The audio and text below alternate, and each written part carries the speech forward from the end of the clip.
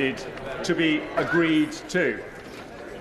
We now come to the second opposition day motion on the cost of the government's Rwanda plan and administration of the asylum system. Could members leaving the chamber please do so quietly?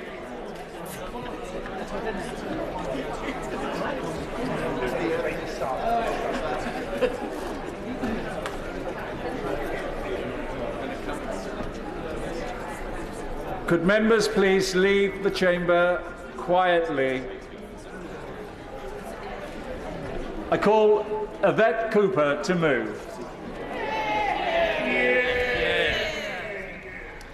Thank you, Mr. Deputy Speaker. Can I beg to move the humble address before the House to get some basic facts out of government ministers, facts that they have so far been desperate to hide.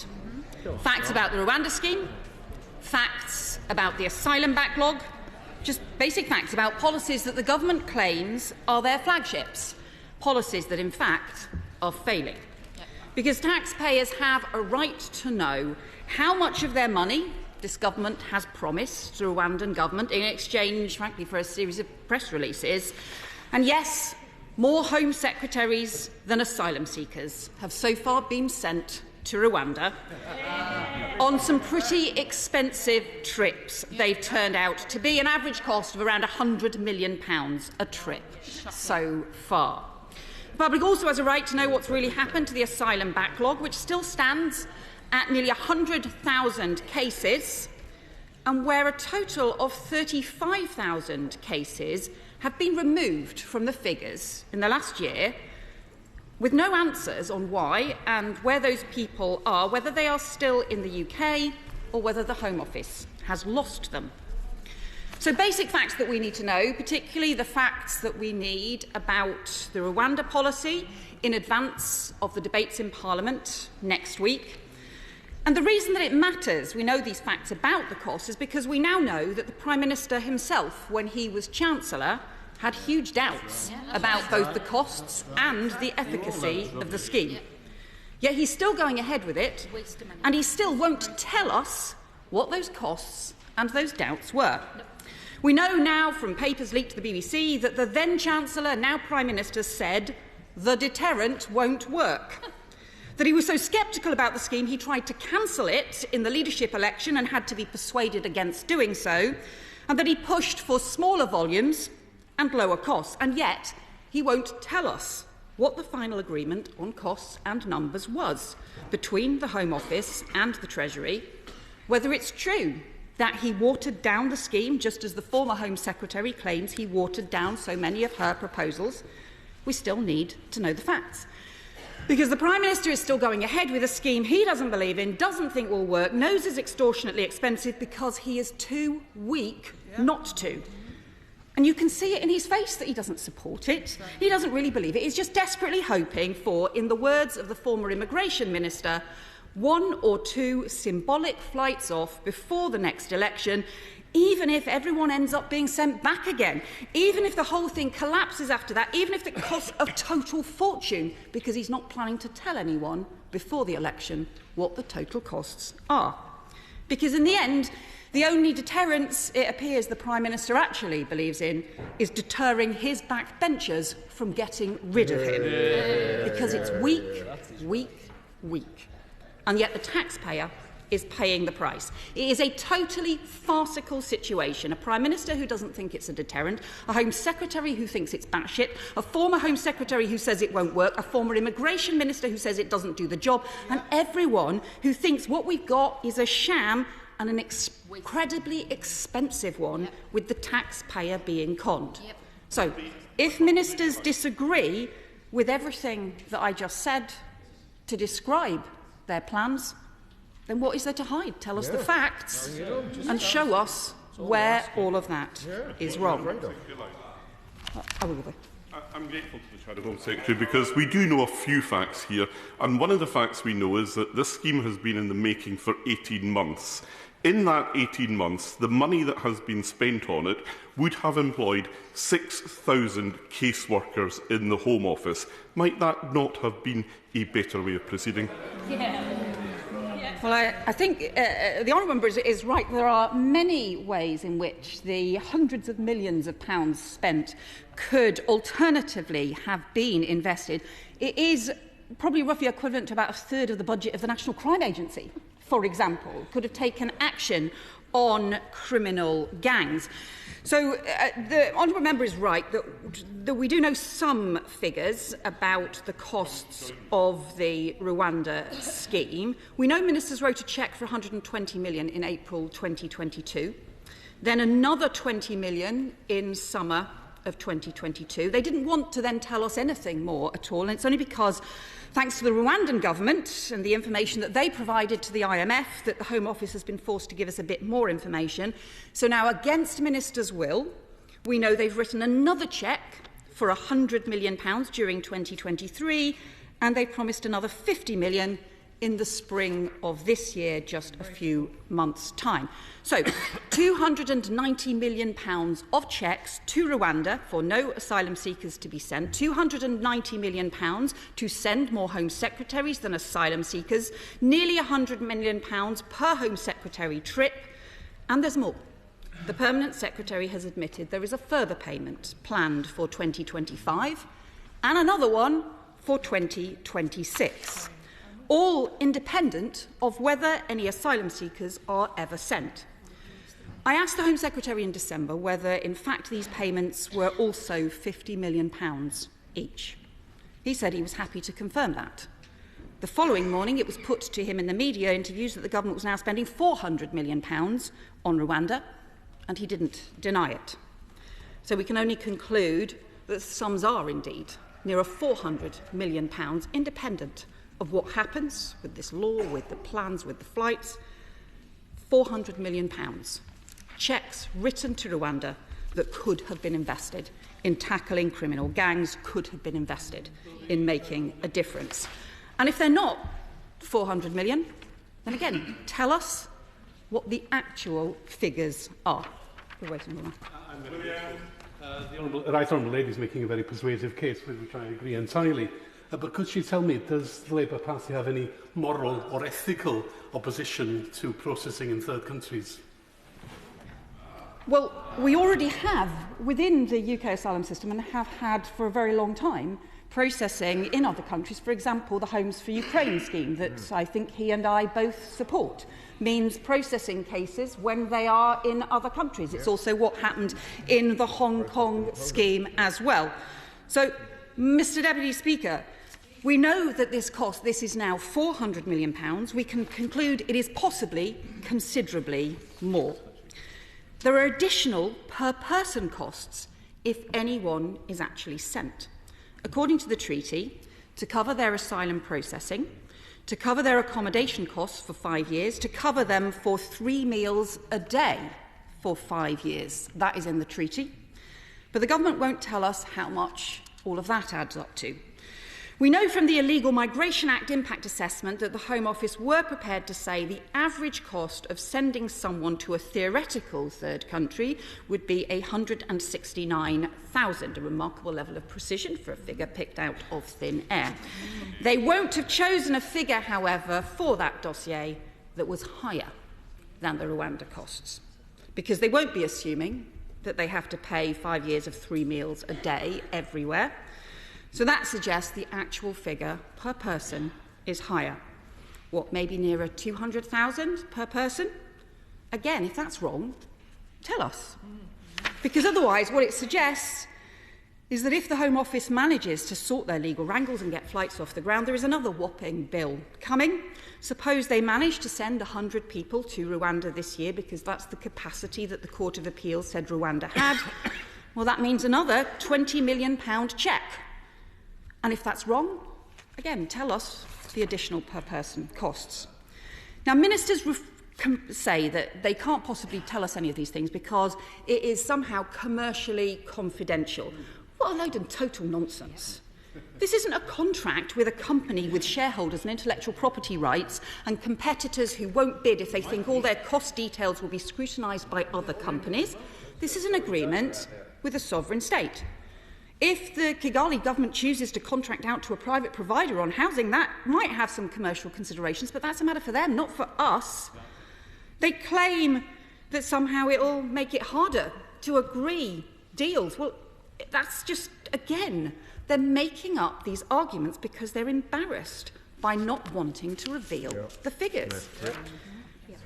And in other areas, they have told us the facts. Because in March 2023, the Prime Minister announced 476 million over 3 years for the agreement with France. It was set out in detail. 124 million in 2023-24, 168 million in 24-25, 184 million in 25-26. So we know what the future spending is going to be on that agreement with France. So why not tell us the future spending that's been agreed with Rwanda? In France, the work covers coastal patrols, drones, technology, and we support the work we're being done with France. We do believe it needs to be properly scrutinised to make sure we're getting value for money. But we support working with the police, French police along the coast to prevent dangerous boat crossings and to protect our border security. And we want to go further, working with other countries to tackle the criminal gangs. But why publish those details in full and set them out for several years in advance for France and not for Rwanda?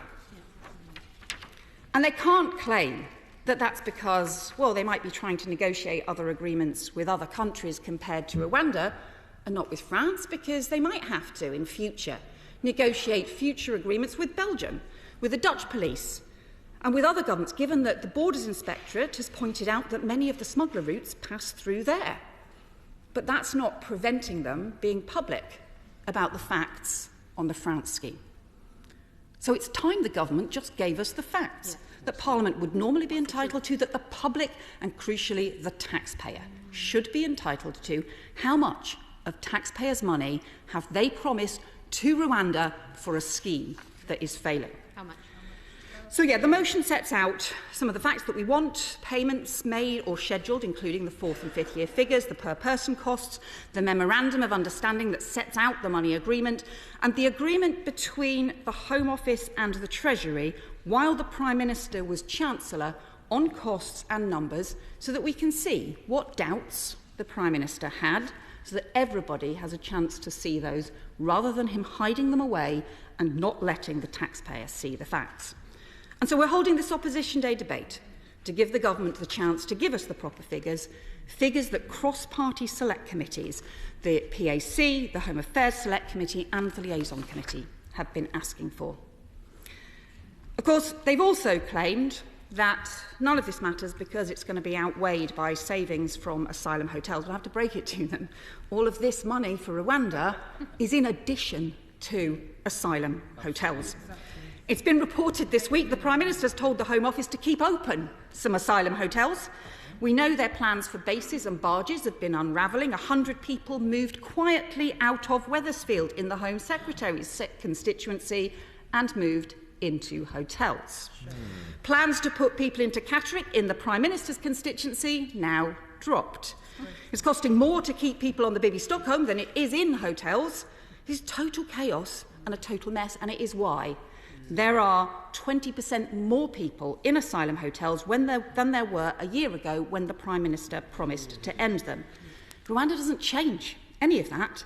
And in fact, their migration legislation, supposedly to enable Rwanda, is likely to make the backlog and the costs worse. I thank my right honourable friend for giving way. Does she agree with me that this is even more important because it's all happening, Rwanda plan is all happening, the lack of clarity over the costs at a time when we can see that the Tories have weakened our border security, we can see that they've broken the asylum system, We can see that for 6 years we've had criminal smuggler gangs continuing to take over the channel, and the Home Office asylum decision-making has collapsed. It's incredibly important we get control of our borders and of our systems at the Home Office, and it's vital that that transparency comes here to Parliament. Well, my honourable friend is completely right, because the Conservatives over the last 5 years have let criminal gangs take hold along our borders, along the Channel. That is undermining our border security. We should be strengthening our border security and also fixing the asylum chaos that has built up over the last few years. That includes going after the criminal gangs, includes other stronger border security measures. But, Mr Deputy Speaker, the Court of Appeal says the Rwanda capacity will only be about 100 people. We know the Rwandan asylum system is used to only deciding about 100 cases a year, and the Immigration Minister has admitted it's only likely to be hundreds of people. The current backlog is currently over 100,000 people. And last year, over 90,000 people applied for asylum in the UK. So we have a policy that will likely cover less than 1% of those arriving in the UK at a cost of hundreds of millions of pounds that the government will not come clean about. And that raises another important question. Before I get to it, I will give way to both honourable members in turn briefly. Give way to the honourable member. Thank you very much, and I'm very grateful. Could I just ask, in terms of the Labour Party's policy or proposed policy in addressing border security, will this be to allow offshore processing claims in Turkey? Well, I've just say in theory, if somebody was in Turkey and applied for the Homes for the Homes for Ukraine scheme, then they would be processed while they were in Turkey. But otherwise, it's not clear what it is the government is proposing, or that the honourable member is proposing, because nothing has been proposed by the government.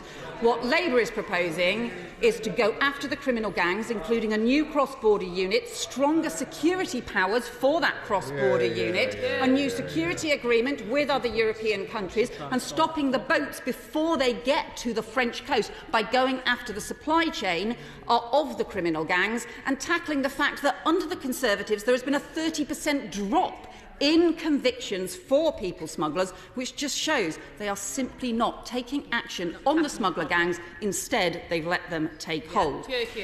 Oh, I'll give way to the honourable friend first. I thank the Right Honourable Lady for giving way, and she's making an excellent speech. But would she agree with me that the whole Rwanda scheme is compounded by the fact that we actually have to take people from Rwanda as well under this particular scheme? So, what benefit do we get? Well, my honourable friend raises a really interesting point, because it's true that the Rwanda Treaty that has been agreed sets out that, first of all, the UK will need to take some refugees from Rwanda, but there's no specification about who pays for those refugees. We know that people who are transferred to Rwanda will be paid for by the UK taxpayer, and also that people can be returned, for example, if they commit serious crimes in Rwanda. So, therefore, foreign national offenders effectively are being returned. Again, question mark, we assume from the lack of information that the UK taxpayer would also pay those costs as well. But again, if there's something different, it would be very helpful to know, and the Minister has the opportunity, in response to this humble address, to provide us with all of those costs too.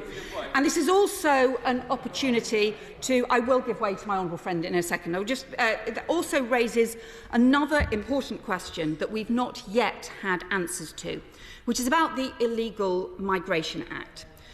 The suspended provisions are that the Prime Minister in fact often boasts about as if they are law, but which in fact have never been enacted, mean that everyone who arrived in the country after July 2023 should be detained and removed to a third country. Now, the Home Office has suggested that this will be enacted once the flights start to Rwanda, but already there are over 33,000 cases, likely over 40,000 people on that list. So are the ministers really saying that all of those 40,000 people are going to be sent to Rwanda this year, even if they manage to get flights off? Because at the rate that they're talking about sending people to Rwanda, it will take over 100 years to clear that backlog. And all of those people, presumably in hotel accommodation in the meantime, paid for by the UK taxpayer. So will you tell us what the actual plan is on the Illegal Migration Act? Are they planning to implement the Act if the Rwanda bill goes through and push up the backlog for, a century? Or are they in fact planning an amnesty on the Illegal Migration Act for tens of thousands of people that they haven't admitted to their backbenchers, and they certainly don't admit in the social media graphics that they send out? Let me give way to my friend. Does she agree with me that instead of spending this vast amount of money on a failed scheme to Rwanda, Britain and the other European governments ought to be thinking about the numbers of people, many from Afghanistan, who are living in a marginal existence, in desperate poverty and freezing to death on the streets of Calais and other cities around Europe? They are the victims of human rights and war all around the world. Shouldn't we be thinking about them and helping them rather than pouring money into the Rwandan government, which has achieved absolutely nothing?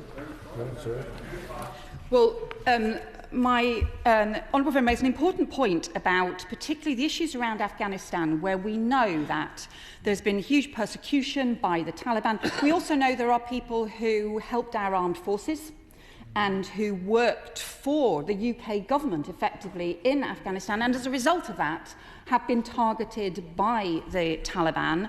The Afghan relocation scheme, the Afghan resettlement scheme that the Home Office set up has had all kinds of problems with it, and it is important that there are proper reforms to the resettlement schemes to make sure that they are effective, but also that they prevent people being exploited by people traffickers and by people smugglers. And that's why I think it is so important to take action to stop these dangerous boat crossings that are putting lives at risk and that are undermining our border security, and where the criminal gangs have made profits of probably £500 million now over the last few years as a result of being able to take hold along the channel. I will give way to a member. She mentioned 34,000 cases so far since the legal migration bill. Of those cases, if they're found to have no credible case for asylum to stay in the United Kingdom, and if they come from countries for whom it's virtually practically impossible to return them, what would she do with those people? Yes. Well, as the honourable member know, we should be returning people who don't have a foundation in persecution or conflict, who don't have a well-founded asylum claim. They should be being returned to their own country. But what he will also know is that there has been a 50% drop in the returns of failed asylum seekers since 2010. That's been a huge drop, and actually what we should be doing is working with a new returns and enforcement unit with proper staffing in place to actually reverse that drop. He will also be aware, because I know that this was evidence that was given to the Home Affairs Select Committee, where I know he has worked immensely hard over many years and takes these issues very seriously, that only 5% of those who arrived from Albania, including on small boats over the last few years, only 5% of those cases have actually been returned to Albania. So whilst we support the Albania agreement, in fact, it's predominantly only being used to return historic cases and actually hasn't been used for exactly the kinds of cases he's talking about, when people should be having cases and decisions made really quickly and should be being returned quickly, and where we should have fast-track decisions being made. Answered a question I didn't ask. Specifically, not Albanians, those people from countries that she knows it is practically impossible to return them. The Iranian government won't let them off the plane. Eritreans would put them in jail and say they would be appealed on human rights. Countries like that, what would her party in the government do with those people in the country having come here illegally, with no basis on which they can stay and no way of negotiating returns agreements with countries like Iran? Yeah, right. The honourable member will know that from the countries like Eritrea and Iran, very often people are granted asylum, and actually, though they are not going to be sent to Rwanda on his government's policy, because they're only going to be able to take around 100 people a year, around a couple of hundred people a year, at a cost of hundreds of millions of pounds. And that is the core dishonesty and the failure at the heart of the government's programme, that what they're doing is somehow promising people that they're going to make huge changes to the existing system, and actually they're not at all. Instead, if anything, all they are going to do is stack people up in asylum hotels for even longer than the taxpayer is currently funding them, currently a bill for £8 million a day, up from £6 million a day as well. On the asylum backlog, Mr Deputy Speaker, the Prime Minister declared the asylum backlog cleared. That's what he said, which is honestly taking the country for fools. There are 99,000 cases in the backlog. That is probably around over 120,000 people. And all they've tried to do is clear the cases before July 2022. In other words, cases that are already more than 18 months old. Well, frankly, those cases shouldn't be in the system by now anyway. Any properly functioning system would have cleared cases that were more than 18 months old, but that is the scale of Tory chaos. But while they just tried to catch up with themselves, clearing those very old cases, of course, the backlog since July 2022 has doubled. And even their weak and limited target to clear the so-called legacy backlog has failed. 4,500 cases not cleared, and 35,000 cases that have just been withdrawn. So that's what we want the facts about. What's happened to those 35,000 cases? We know from the evidence to the Select Committee in November that 17,000 of them, up to November, the Home Office has no idea where they are. So, of the 35,000, how many of them does the Home Office know to have left the country? How many of them do they know to have deceased or to be duplicate cases?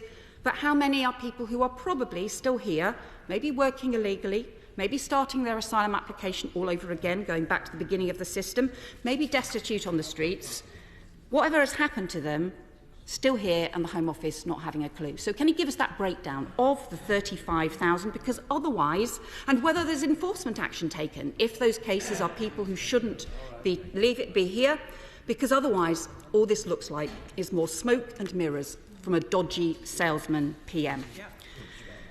We do support some of the government's measures around France, and we support the agreement with Albania. We want to see more proper international cooperation like that, and we should be going on steroids to tackle the criminal gangs. I will just give way one more time because I need to finish to let other people speak. Thank you, Mr Deputy Speaker. I thank my right honourable friend for giving way.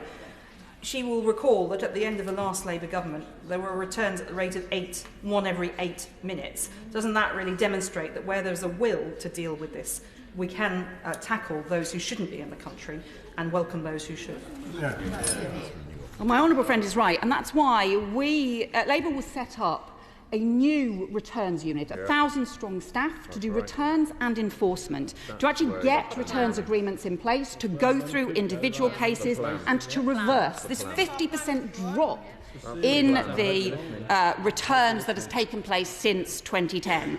Because as part of our 5-point plan to strengthen border security, fix the Tories asylum chaos, instead of the Rwanda scheme, using that money to fund proper action, to go after the criminal gangs, new cross-border police, stronger powers similar to counter-terror powers, new security agreements with Europol and other countries, stopping the boats reaching the French coast in the first place, properly clearing the backlog, ending hotel use, a major returns and enforcement unit, alongside reform to resettlement routes, so the UK continues to do our bit to help those fleeing conflict and persecution, but so we prevent people being exploited by criminal gangs, and proper international cooperation and plans to deal with the problems at source, providing support for refugees in the region, something that this government has repeatedly cut back. We believe in strong border security and a properly controlled and managed asylum system, so the UK does its bit to help those fleeing persecution and conflict, as we've always done, but those with no right to be here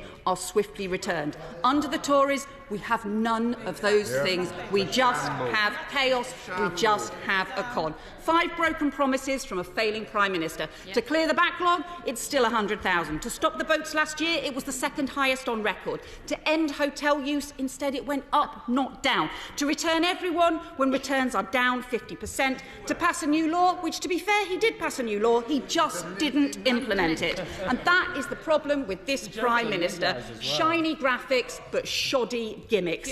Wide-eyed promises, but never delivering.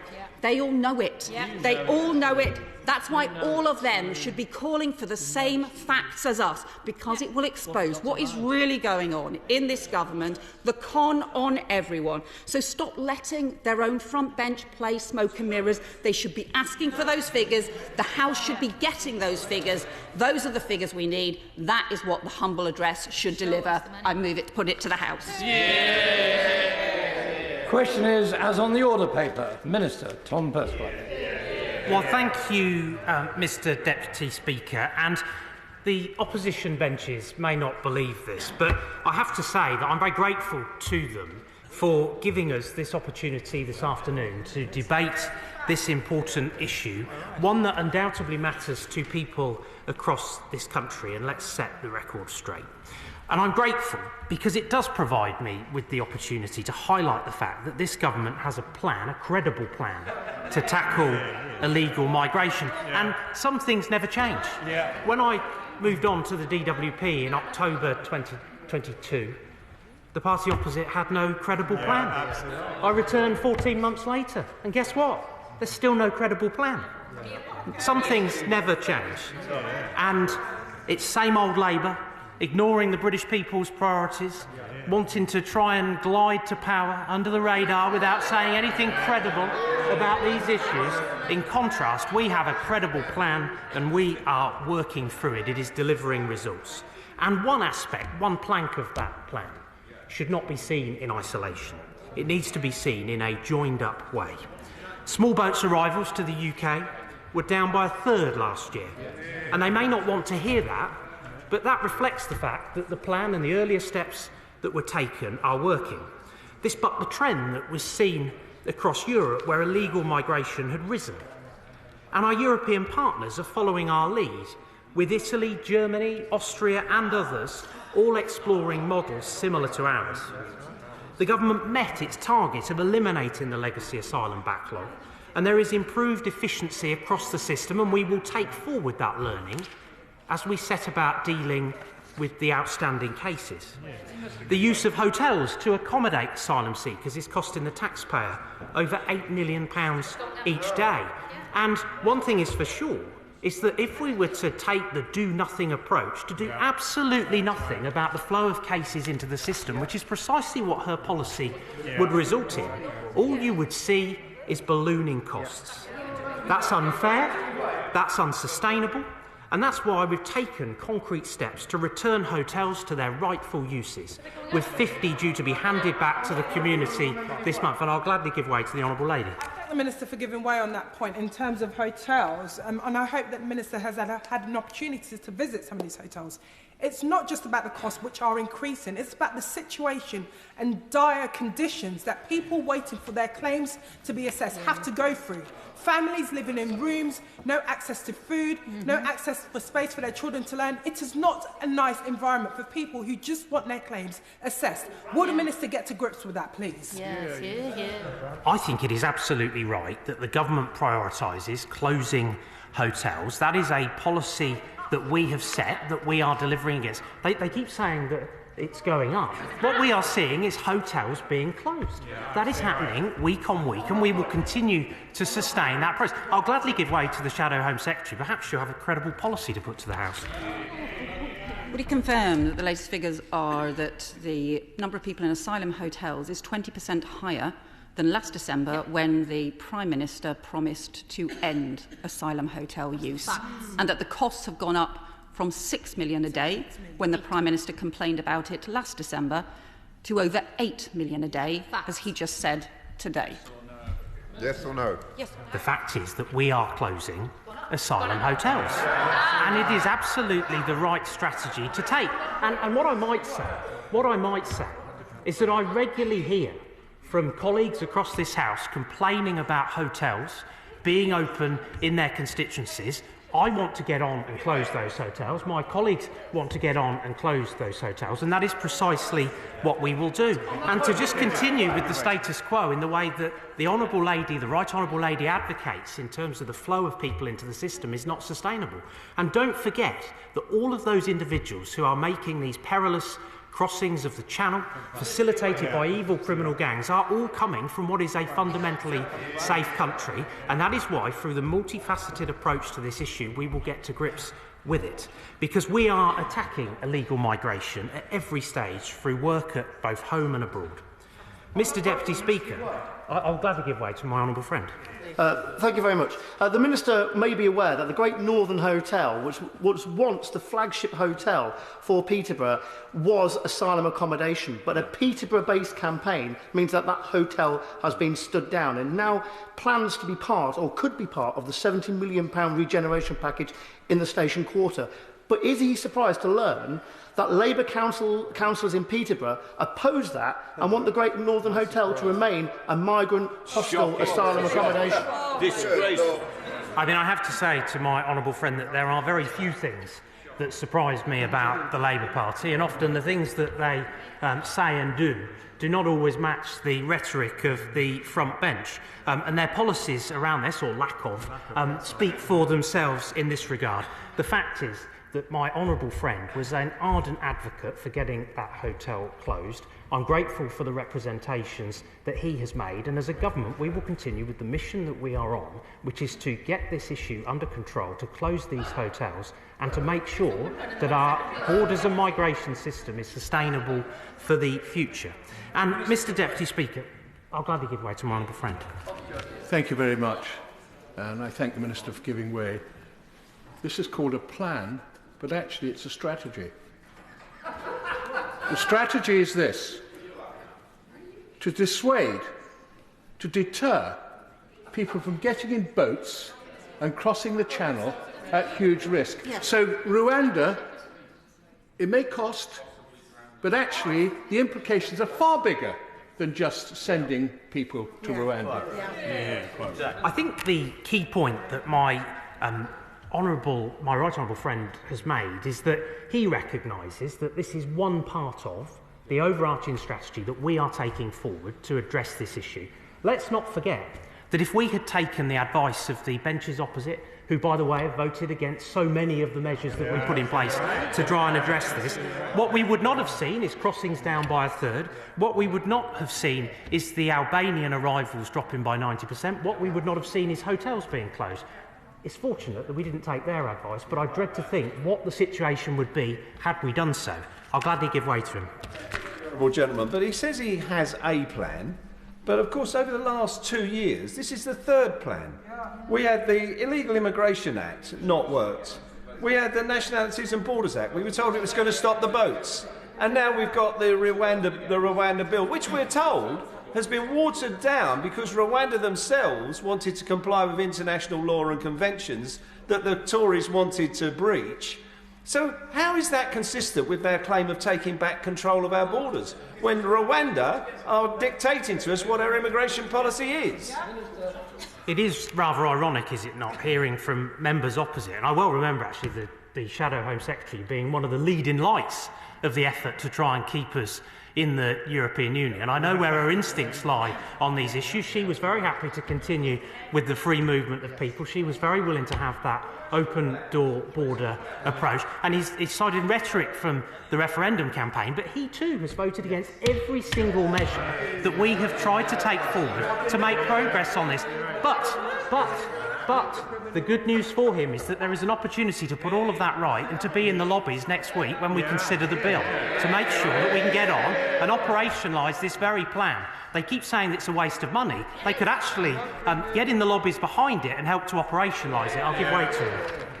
Grateful for the Minister for giving way. He says hotels are closing, but what I'm finding in my constituency, people are moving into HMOs from hotels. So that isn't dealing with the issue, is it? It's just moving it around. Well, again, I would make the point to him that the policy platform that he is standing on would do absolutely nothing to reduce the flow of people coming illegally to this country, and all of whom are leaving what are safe countries in order to make those perilous journeys of the Channel with all of the risks to human life that presents. I'll gladly give way to my honourable friend. Very grateful to the Minister. I mean, let's look at this over a 20-year time span. People were trying to come here illegally in the last Blair government under lorries.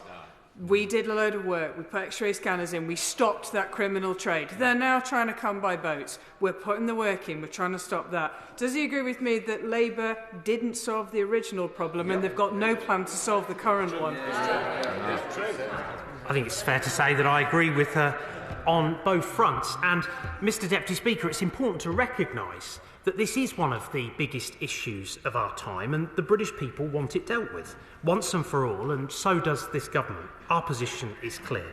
That's why we've put in place one of the most comprehensive plans for tackling illegal migration anywhere in the world. And it's why this endeavour is and will remain an absolute priority for myself, for my right honourable friend, for the Home Secretary and for the Prime Minister and the Home Office more generally. I'll gladly give way to him, but I need to make some progress. Great for the honourable gentleman. Isn't it the case that he keeps citing the British people? Aren't most people in this country looking at what's happened on this very vital question since 2010? 2010, all these years that the government, this government has been in power, and this has only got worse and no policy has really worked. Isn't he ashamed of that fact? I think it's worth him just reflecting on the fact that the small boats phenomena was not an issue in 2010.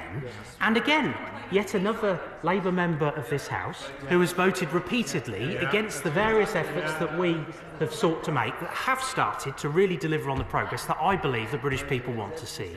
And that the instincts of my constituents and no doubt his constituents lend themselves to getting on and getting to grips with.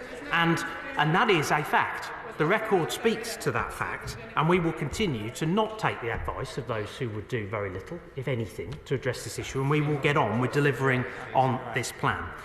And it recognises that illegal migration is a highly complex challenge requiring innovative solutions.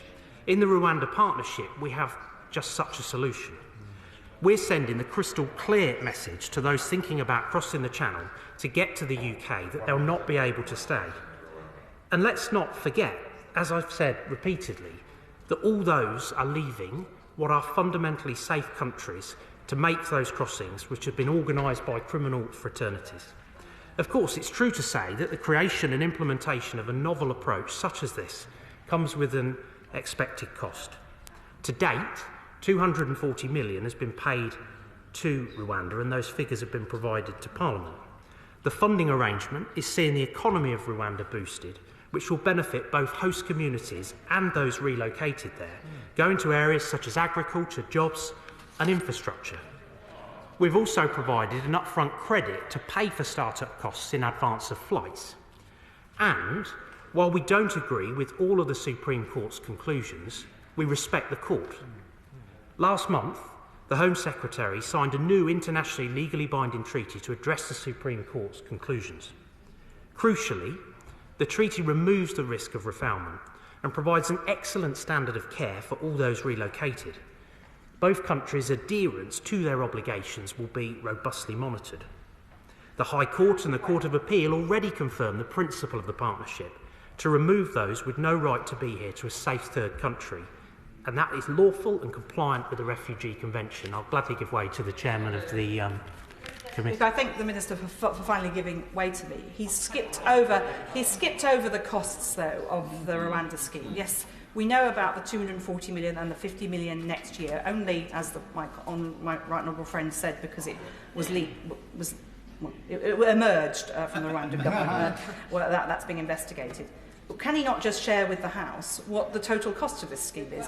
There is no reason not to. It is a flagship scheme of the government. He's proud of it, very clearly from what he said, so why can't he share us the total cost committed in the treaty? It's slightly uncharacteristic of the honourable lady to be slightly mean-spirited there. I think it's fair to say that we are having a good debate.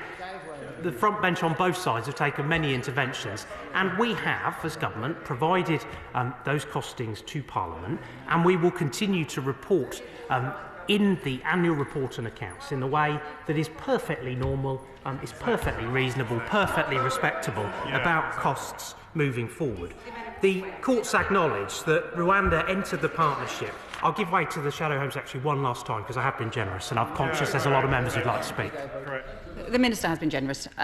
Given that he has published the future costs of the agreement with France, why is he still refusing to publish years 4 and 5 of the Rwanda agreement? We know how much will be paid in 24, 25, 26 for France. Why not tell us the same figures for Rwanda the taxpayers entitled to know? That information will be provided in the usual way through the annual report and accounts. And of course, she will recognise that within that there are elements such as the number and circumstances of the number of individuals who will be relocated as part of it. And we will publish those costs, and the transparency will come with that as part of the annual report and accounts, as you would expect. And we've obviously touched on, as part of the debate, the issues around commercial sensitivity and the fact that these are ongoing relationships with our partners. And the courts acknowledge that Rwanda entered the partnership in good faith. The mechanisms we've introduced through the treaty will provide cast-iron guarantees to ensure the welfare of all those relocated. And the Safety of Rwanda Bill, which is the toughest immigration legislation ever introduced to Parliament, will enable Parliament to confirm Rwanda as being safe. There'll be very limited specific circumstances under which someone can claim Rwanda is unsafe for them and their exceptional circumstances. If a foreign court chooses to interfere, we will do whatever it takes to get flights off the ground, and we'll debate all of that again next week. Mr. Deputy Speaker, Rwanda is a beacon of Africa, a country full of potential and promise which stands ready to welcome people into its communities. Rwanda cares deeply about providing humanitarian protection. I'd say it's incorrect and frankly offensive to reduce Rwanda's interest in this policy down to a financial incentive.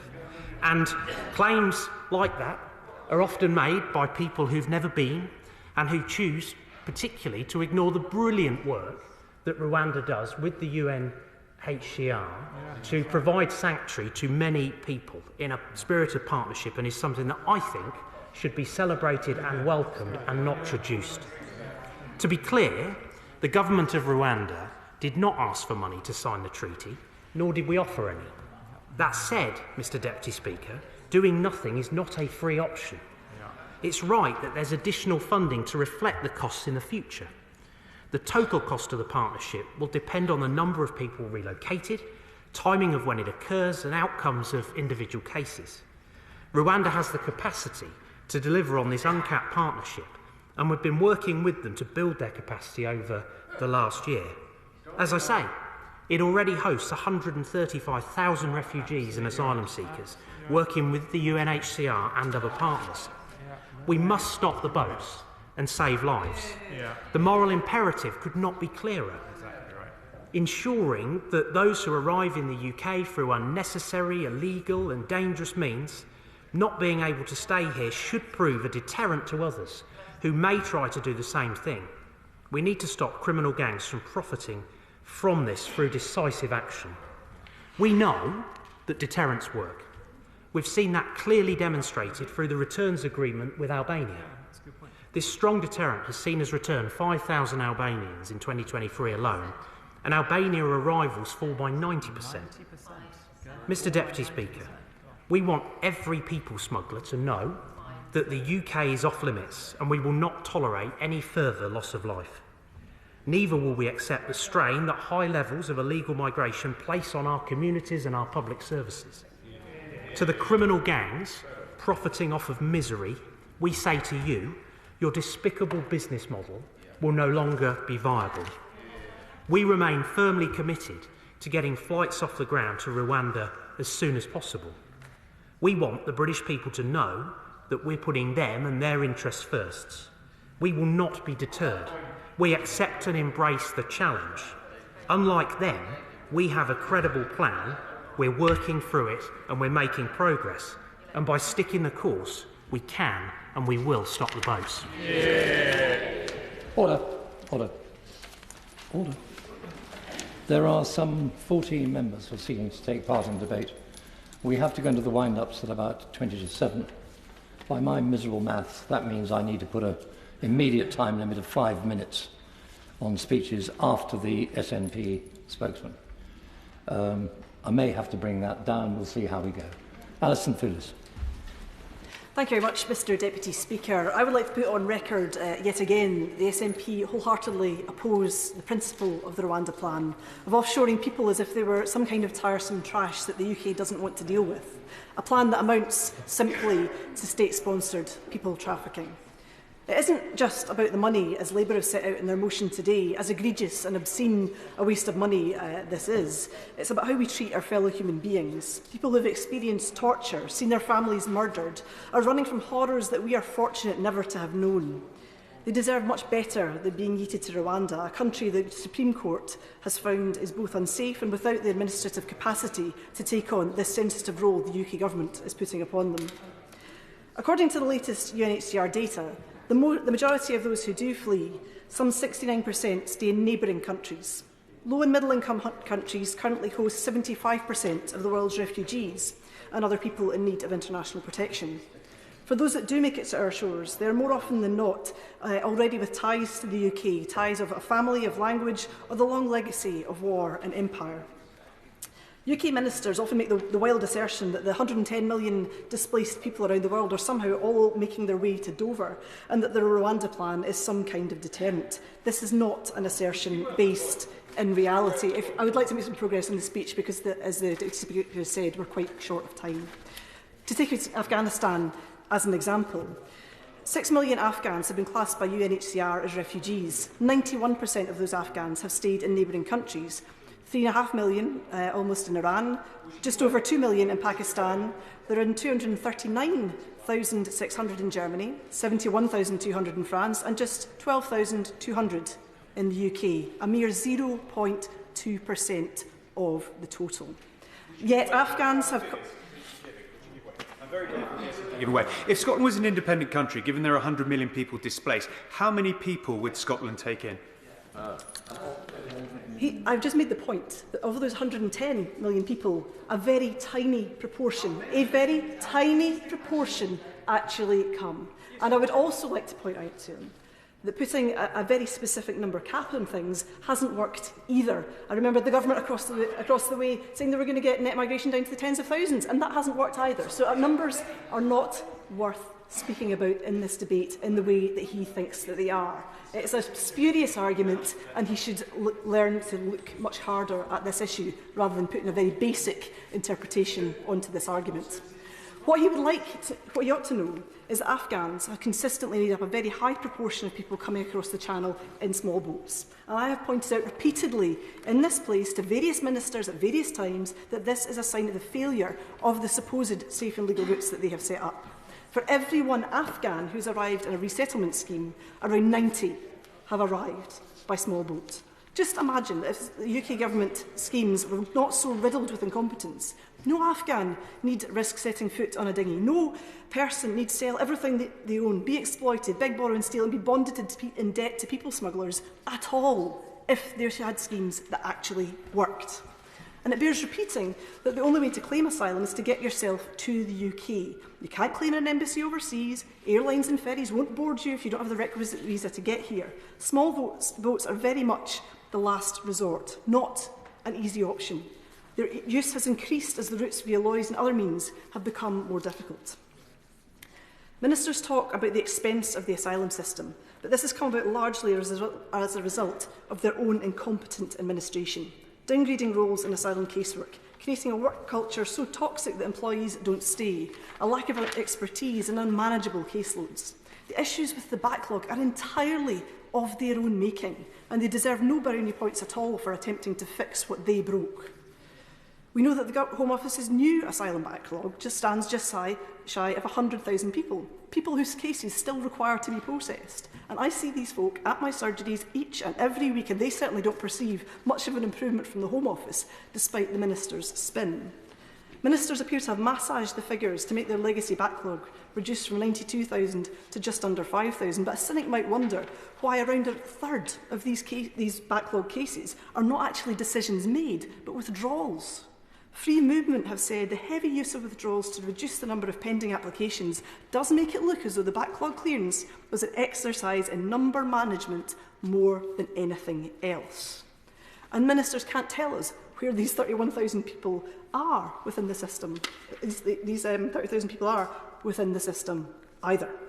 It's also worth noting that the first tier of the Immigration Tribunal has also seen a 20% increase in outstanding appeals, which now stands at 31,000. I would question also the further cost to parts of the immigration system due to this political focus on dealing with the backlog.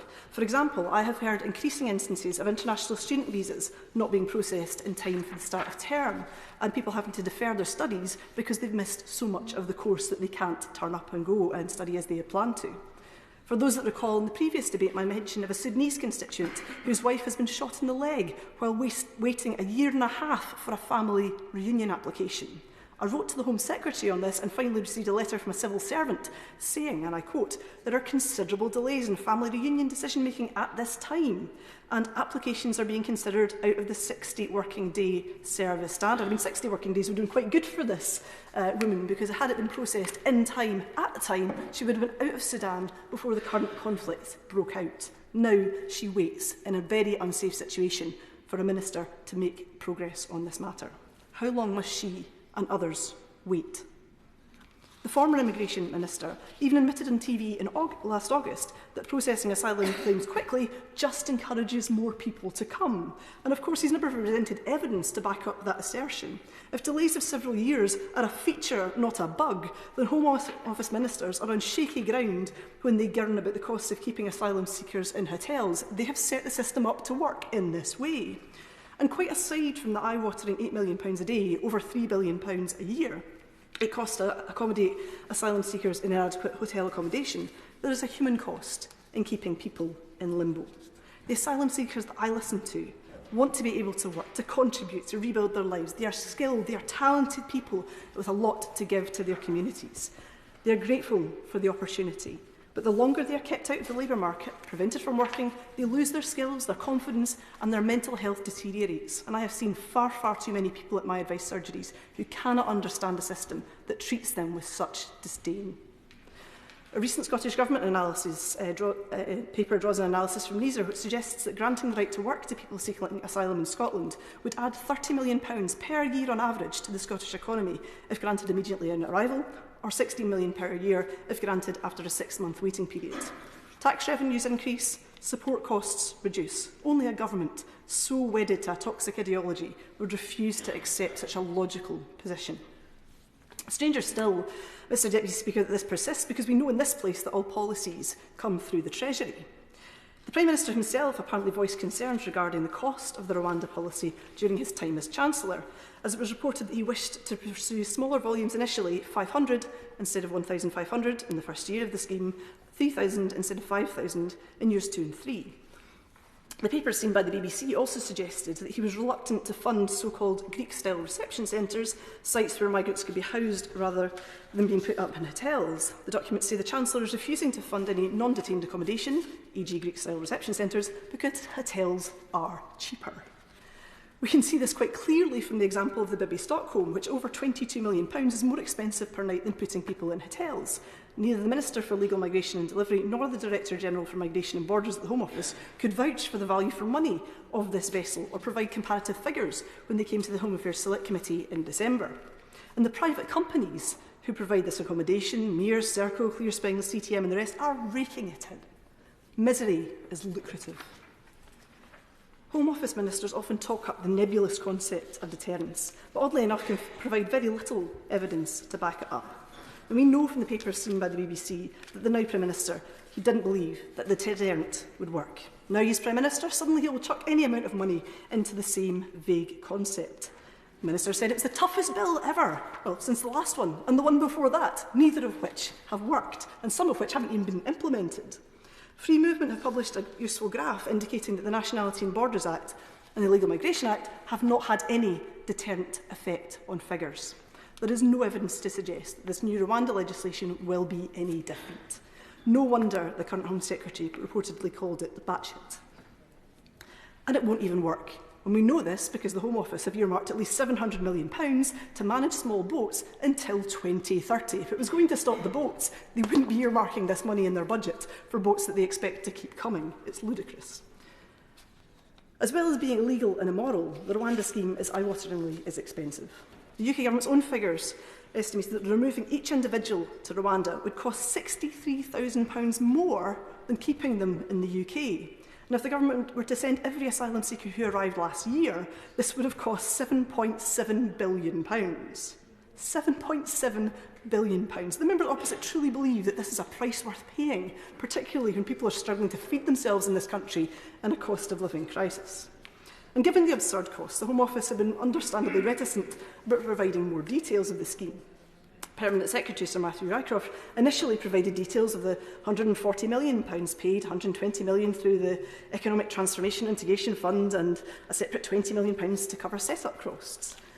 But they told the Home Affairs Select Committee that it couldn't provide details of further payments as it was commercially sensitive information and would only be released in the annual report and accounts each year. He was then forced into providing further costs in a letter to the Public Accounts Committee outlining a further £100 million was paid to Rwanda in April last year, and with another £50 million due in this year. During the debate in the Rwanda bill, the Home Secretary confirmed the deal with Rwanda had also included further payments of £50 million in 2025 and £50 million in 2026, bringing the total cost to the scheme to approaching £400 million without a single asylum seeker having been sent there. It's a cost of about £130 million per Home Secretary that's been to Rwanda. And an FOI revealed that the government has spent £2.1 million as of last month defending the scheme in the courts. With new legal challenges to the bill and to the treaty, more costs to the taxpayer are surely yet to come. And all the time, while this cruel posturing continues, the number of people waiting for asylum decisions grows, safe and legal routes have not emerged and have been closed down, Home Office staff are left without the resources that they need, and it really is, all in all, an expensive distraction from the dull and boring work of governing well. As it is Labour's debate, I want to focus just briefly on their plans. And as the Honourable Member for Artham highlighted earlier on in his question, the Shadow Home Secretary didn't rule out offshoring people in their, should they begin government. So I want to ask the Labour Party, is it the cost or the principle of offshoring that they object to? I was particularly interested in the papers released by the National Archives over Christmas and the paper presented by Jonathan Powell to the Blair government entitled Asylum, the Nuclear Option, which suggested interning people in Mull or the Falkland Islands and deporting people to Turkey and Kenya. When officials from the Home Office warned that the measures would fall foul of the UK's international obligations to refugees, the Prime Minister's handwritten note read, "Just return them, this is precisely the point. We must not allow the ECHR to stop us dealing with it." 20 years on, how chillingly reminiscent of the current Conservative government. And back in 2003-04, Labour were also trying to find a way of offshoring people to Tanzania, and it had been reported that they have been recently consulting with the architects of that Tanzania plan. So if Labour still plans to offshore people, how many? On what terms? At what cost? How can it possibly be cost-effective to send people halfway around the world only to bring them back if their case is successful? And when Fact asked Lord Blunkett about these historic plans, he said he'd looked at a system for processing appeals for failed asylum seekers in other safe countries, but had rejected it as impractical. So are Labour for or against offshoring, on principle or on cost? Will they categorically rule this out, or are they prepared to sell out the world's most vulnerable just to get them over the threshold to number 10? It doesn't need to be this way. Everything that has happened has been a political choice. This is about our duties and obligations in the world, about the ECHR, which protects all of our rights, and about the Refugee Convention, which treats others as we would expect to be treated if a catastrophe happened on our own doorstep. Scotland wants none of these cruel, inhumane plans. The Scottish Government have published papers setting out our direction of travel on this, and I commend them to all who are listening. The Scotland that we seek would take our duties to the world seriously. The spirit of Kenmure Street tells us that these are our neighbours, our friends, and we must do our part to see that they are safe. Loughton. Speaker, it is unfortunate that backbenchers will have under a third of this already truncated debate on what's a very important subject. But can I start by praising the opposition for starting the new year as consistently as they ended the last one, consistently undermining and attacking the government's policies to tackle illegal migration and questioning the cost and cost-effectiveness of such measures, whilst consistently voting against those measures to tackle illegal migration no fewer than 86 times, consistently failing to come up with any serious practical alternative measures to clamp down on illegal migration themselves, and when they do produce flimsy and thought-through measures, as they did before Christmas, they're completely opaque about the cost or any aspect of any effectiveness at all. Today, Mr Deputy Speaker, they have excelled themselves, and again using an Opposition Day debate, light on substance, light on comprehensiveness, completely light on viable alternatives, and light on throwing any light on anything they would do at all. Time and time again, they've been challenged to come up with their own plans and have failed. Now, as you know, Mr Deputy Speaker, I've been pretty consistent myself, both on and off the Home Affairs Select Committee, in challenging ministers and officials on the workings and often shortcomings of migration policies for more clarity and more evidence, including on the withdrawals figures, where we challenged the Permanent Secretary just before Christmas, which is the only part of this motion I actually agree with. There's clearly they got the idea from the Home Affairs Select Committee and then just cut and pasted it here today. Having visited with the Home Affairs Select Committee Tirana, Paris, Brussels, Calais, Belgian beaches, asylum seeker accommodation, detention centres, border force operations and so on, I know that illegal migration is a complex and challenging issue, which the PM, quite rightly, has identified as a priority for the British people. But the Rwanda scheme is not just one element of that bigger solution. No one is claiming it's ideal, and as the Supreme Court has judged, it has flaws in its design to overcome, which the government is now addressing. But essentially, it is there to deal with one major problem, an unfairness which undermines the generosity of the British public in rightly providing and funding a safe haven for asylum seekers genuinely fleeing conflict, persecution and danger. And until you can answer that question, then you really lack credibility in tackling the government's attempts to do so. And that question is, as I raised earlier with the Shadow Home Secretary, to which she didn't have an answer, what do you do with migrants from certain countries who have entered the UK illegally, who do not have credible claims for remaining in the UK, yet it's virtually impossible to return those people to their country of origin? I'll give way. And on that point, he will know, and I know from my own experience with foreign national offenders, how difficult it is for countries of origin to accept them back. Very often they just won't acknowledge their existence, because of course it's not going to be in their interest to take back people who they might think are a detriment to them. And he mentioned Eritrea, Vietnam, there's a lot of other countries. This is difficult stuff, and he's right to press the loyal opposition to come up with something more than the sound bites that we've heard. I completely agree with my right honourable friend, because effectively, once those people make it into British territorial waters, they're effectively guaranteed to be living in the UK at the UK taxpayers' expense for the foreseeable future. And that's why the Rwanda scheme aims to address. It's a deterrent to stop people making that dangerous journey in the first place. And it will become a lottery whether they end up in a hotel in Kent or on a plane to Rwanda. And I've said time and time again, when the Home Affairs Select Committee went to Calais in January, we were told by all the officials dealing with the schemes over there that when the government announced the Rwanda scheme initially, there was a surge in people at Calais seeking to regularise their migration status in France because they did not want to risk being put on that plane to Uganda. So we know it has a deterrent effect. I will one last time. Member of the Home Affairs Select Committee, would he agree that those same officials said it was crucial that the United Kingdom government have a strong deterrent policy as part of the other policies to protect our borders? Right, and other countries have shown an interest in it, as did the officials when we spoke to them in France. And other countries want a part of the action that Rwanda may be getting. Once this scheme actually starts, it can unlock a whole host of opportunities. And I hope that ultimately we can have a series of European countries, particularly in North Europe, working together on a multifaceted networked Rwanda-type scheme.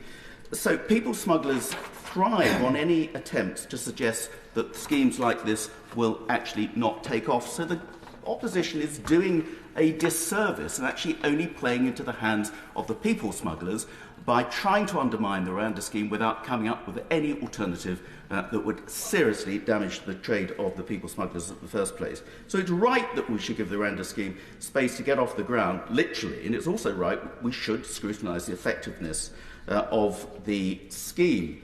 But it needs to be put in the context of the alternatives. What's the cost of accommodating asylum seekers who've entered the UK illegally in hotels or other rented accommodation awaiting their decisions? On the basis of £6 million a day or £8 million a day for hotels alone, every additional £100 million on the Rwanda scheme, estimated to be spent, would accommodate hotels for just 17 days. Let's put it in that context. There's also, what's the cost of multi-agency control and operation centres, Border Force and others patrolling the English Channel and picking up the boats? Where is the reference in this motion to more transparency on how the 480 million subsidy we're now giving to the French police force is being spent, despite the fact that the record subsidy, the interception rates by the French authorities actually fell last year, and there's evidence that some of our money is being used in operations on the Franco-Italian border rather than on the Channel as well. Those are the comparisons that need to be made. Now, Labour came up earlier last year, the Right Honourable Lady there, with the 5-point plan last March. It turned out that most of those 5 points were already being undertaken by the government anyway. So before Christmas, there was this story that Labour is considering detailed plans for a so-called offshoring scheme. And that apparently under the last Labour government, they were discussing with David Blunkett and others an offshoring to Tanzania scheme, something that's been described by the current Labour leader as a gimmick. So why the change of heart? What is different in the principles of what they're now looking at, apparently, from the Rwanda plan offshoring migrants? Is this a change of heart in the policy? And if so, why are they still objecting to the Rwanda scheme? Or is it they just don't like Rwanda? Or is it they just don't like the cost of it? In which case, what's the cost of their own scheme? So if they're going to criticise what the government is doing because lack of transparency, their potential schemes, which have been denied and then not denied, are completely and utterly opaque. Mr. Deputy Speaker, this is a sham, it is a shambles, it is a Labour gimmick, a con, a feeble attempt to show that they are somehow tackling illegal migration by talking about it, by attacking the government, voting against every measure to bring forward practical measures, whilst having no credible working plans of their own. They need to be called out for it, and I should be voting against this motion. Dame Diana Johnson. Thank you, Mr Deputy Speaker. I'd like to focus my remarks on the cost of the Rwanda plan, whether it's going to be effective and whether it's value for money. Nearly 18 months ago, the Home Affairs Select Committee stated in our report on channel crossings, and I quote, "The Home Office must provide detailed costings for its migration and economic development partnership with Rwanda, including estimates of the likely cost within the current financial year of relocations and probable costs of relocations during the full 5 years of the programme." We made those recommendations all those months ago, in part because we learned that the then Home Secretary had been required to issue a ministerial direction to the Home Office's permanent secretary to implement the Rwanda scheme, as he felt there was insufficient evidence of deterrent to enable him to guarantee the policy's value for money, which is, as the accounting officer, something he is responsible for, and to date he has not changed his view.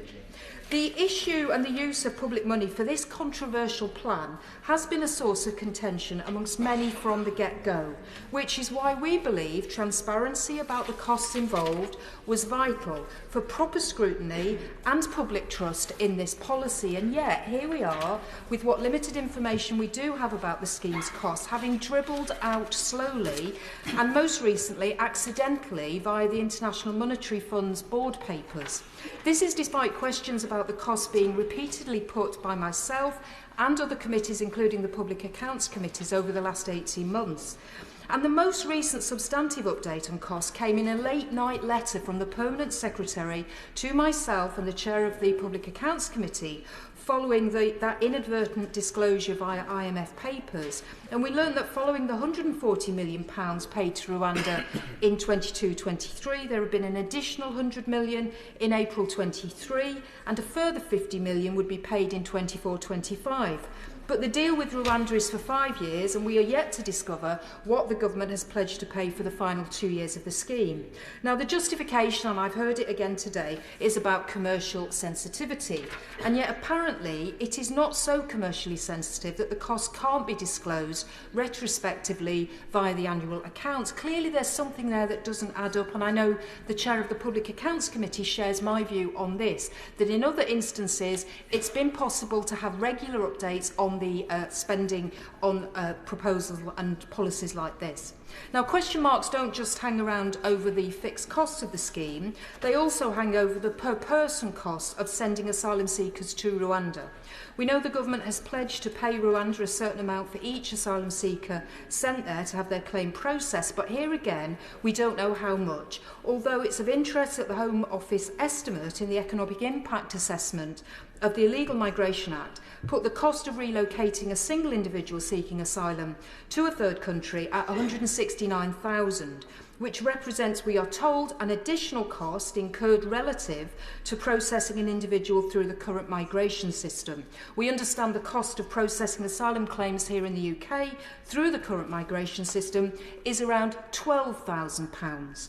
So as the Home Affairs Committee pointed out almost 18 months ago, migration, including irregular migration across the English Channel, is an issue on which no magical solution is possible, and on which detailed, evidence-based, properly costed and fully tested policy initiatives are far more likely to achieve sustainable incremental change. I'm going to carry on. Now, with the singular yet untested Rwanda scheme swallowing up so much government time and resource, it is vital that the Home Secretary is upfront about the costs involved.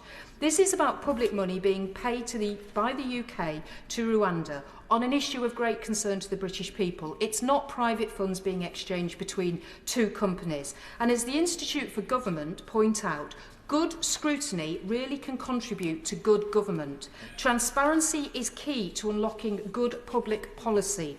It's therefore absolutely right that Parliament asks and gets detailed responses to questions concerning the cost of the government's Rwanda plan and administration of the asylum system. This is about Parliament being able to do its fundamental job of scrutiny, holding the executive to account. I haven't got time to ask all the other questions I'd like to raise, which relate to the treaty that's been signed, the new appeal system, the right to legal advice for all asylum seekers sent to Rwanda. Will there be additional monies being paid by the British government for all of those? But I hope the Minister will come clean in his winding up as to the exact figures that this scheme is costing. Order. In order to accommodate all members as best I can, after Sir Robert Buckland, the time limit is going to have to drop to 4 minutes. Sir Robert Buckland. Mr Deputy Speaker, it's a pleasure to follow the Honourable Lady, the Chair of the Home Affairs Select Committee, and I must say that I think in her speech she actually addresses the motion that's tabled in the name of her front bench and actually comes to the meat of the issues in a very succinct way. And I think the arguments that she has put before the House are ones that are legitimate, they are ones that merit close scrutiny by both her committee and indeed the Public Accounts Committee, and were indeed the subject of a letter that I know that she jointly sent with the chair of that committee on the 8th of December. And I'm putting my Select Committee chair hat on. I associate myself with those remarks in a spirit of cross-party cooperation. However, it does seem to me, Mr Deputy Speaker, that the front bench have stumbled in to what is, frankly, a debate between the select committees and the government.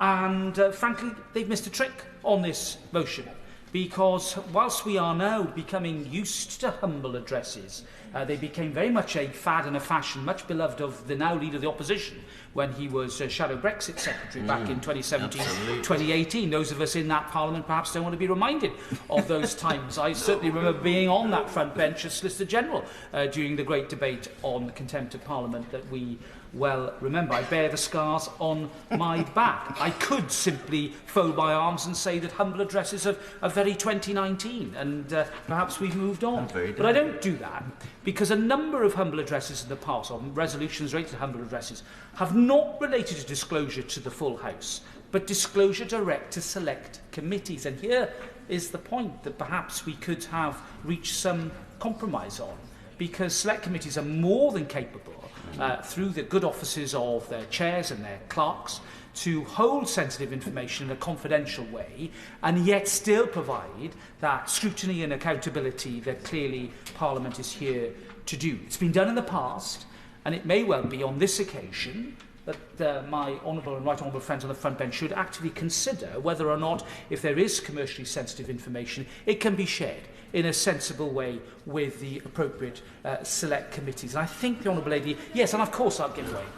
To the right honourable gentleman, and he makes an interesting point, because both the Home Affairs Select Committee and the Public Accounts Committee have asked for information that we would hold confidentially, just so we can reassure ourselves about the value for money of these schemes. And we've been refused by the Home Office to have that information, sadly.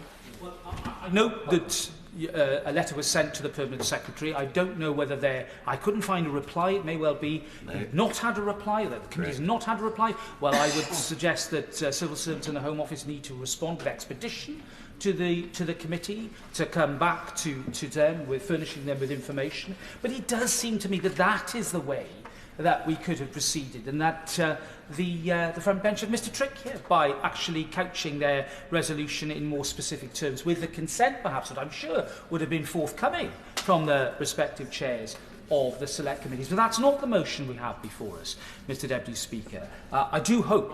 I'll give way very briefly. As Deputy Chair of the Public Accounts Committee, I'd like to inform my right honourable friend and the House that the Public Accounts Committee has some of the most sensitive information available in a private reading room capacity, so there is no reason at all why we shouldn't hold this information. I'm hugely grateful to my honourable friend. He is a parliamentarian of great experience, and he is absolutely right to make that point. And I would urge that consideration of that course upon my honourable friend in the dispatch box to consider whether that could be a way forward. Now, when you have a policy, you put and perhaps outline it in the form of an opposition day motion, Mr Deputy Speaker. When you don't have much of a policy, you rely upon process arguments and humble address requests. And that is what we see today, I'm afraid. My honourable friend, the member for Shoreham, East Worthing and Shoreham, put it extremely powerfully in his remarks a moment ago, that the Labour front bench is a party still in search of a coherent and cogent approach to this most serious of issues. It's all very well coming up with ideas that are already being used and deployed by the government. It's all very well saying, we'll do it the same but a bit better. That isn't up to the level of the events that face us. It's a challenge not just for the United Kingdom, but the entire Western world, as climate change and conflict mean that we see mass migration of peoples out of harm's way, or indeed for economic reasons. These are the challenges that face governments of all stripes and colours. And I'm glad to say that it is this government that, through its arrangements and its agreement with Albania, has achieved singular success in the last year in reducing those unacceptable numbers on small boats coming across the Channel. It is this government that is painstakingly working its way through bilateral agreements with key countries to speed up the process of returns, to make sure that we can clear our prisons of foreign national offenders rather than having to hold them in immigration facilities after the expiration of their sentence, but is seeking, I think, in an honest and realistic way, to try and answer the question of what on earth do you do with individuals who have had their applications determined, who have failed in their applications, but who the country of origin refuses to even recognise exist. That is, I'm afraid, the big question, the $64,000 question. Perhaps I should adjust that for inflation, Mr Deputy Speaker. That needs to be addressed and faced up to. And I know my honourable friend is grappling with that problem as his predecessors have done. There is nothing wrong in law or in principle with seeking to work with third countries to process asylum claims. I'm going to reserve my remarks for next week's two-day debate on the floor of the House. I will ask this question, that it is interesting that the Rwanda scheme is different from other schemes such as the Australian scheme, in that we are not using UK law to determine these applications. We are in fact outsourcing the whole thing to Rwanda, and that sometimes isn't fully understood. And I have to say that I think has been a bit of a glass jaw that was quite broken by the Supreme Court in its judgment in November. But having said that, we are in a position now where I think that we have a government that is seeking maturely to try and deal with the position, and an opposition that is saying that even if Rwanda works, they won't do it. Now, I don't think that sort of extreme approach is what the British people want to see. It's not, I think, what this policy debate needs. What we need is an acceptance that actually what was being looked at by the previous Labour government in terms of third country solutions is the right approach, and that only by taking that particular line will we manage to crack this most difficult of problems. Thank you. Thank you, Mr Deputy Speaker. The unworkability and cost of the Rwanda scheme are representative of this government's dysfunctional approach to asylum application as a whole. Faced with an election this year and having failed to stop the boats, indeed, the failure was such that 2023 was the second highest year ever in terms of the number of boat crossings. The grand plan is now to embark on a £400 million gamble on the promise to stop the boats. That's £400 million of taxpayers' money being lumped on one number at the roulette table, with nothing other than blind faith being relied upon that this scheme will actually deal with the problem. What started as distraction tactics as part of Operation Save Big Dog has become a central government policy as part of Operation Save Ourselves. And I'm probably overstating it by saying blind faith has been shown in the plan. The Prime Minister, the Home Secretary, the previous Home Secretary and the previous Immigration Minister all seem to have privately had doubts about it when in office. And I don't think anything I've heard from the government benches today has persuaded me that this is anything other than being driven by desperation. Indeed, when the Prime Minister was challenged on Koonsberg on Sunday about his time as Chancellor, when he supposedly examined the scheme, he said of the deterrent effect that it would supposedly have. In effect, he said, "We haven't tried this before, so we might as well give it a go." His precise words were, "This hasn't been tried before in our country. It's fair to say it's novel. I've been very clear that this is a novel scheme." Well, I'm all for innovation, but £400 million being spent on something on the basis that we haven't tried it before ought to be ringing alarm bells, particularly when nothing else that this government has tried has stopped the boats either. It seems that the government's approach now is, in effect, its third time lucky. So that's £400 million at least.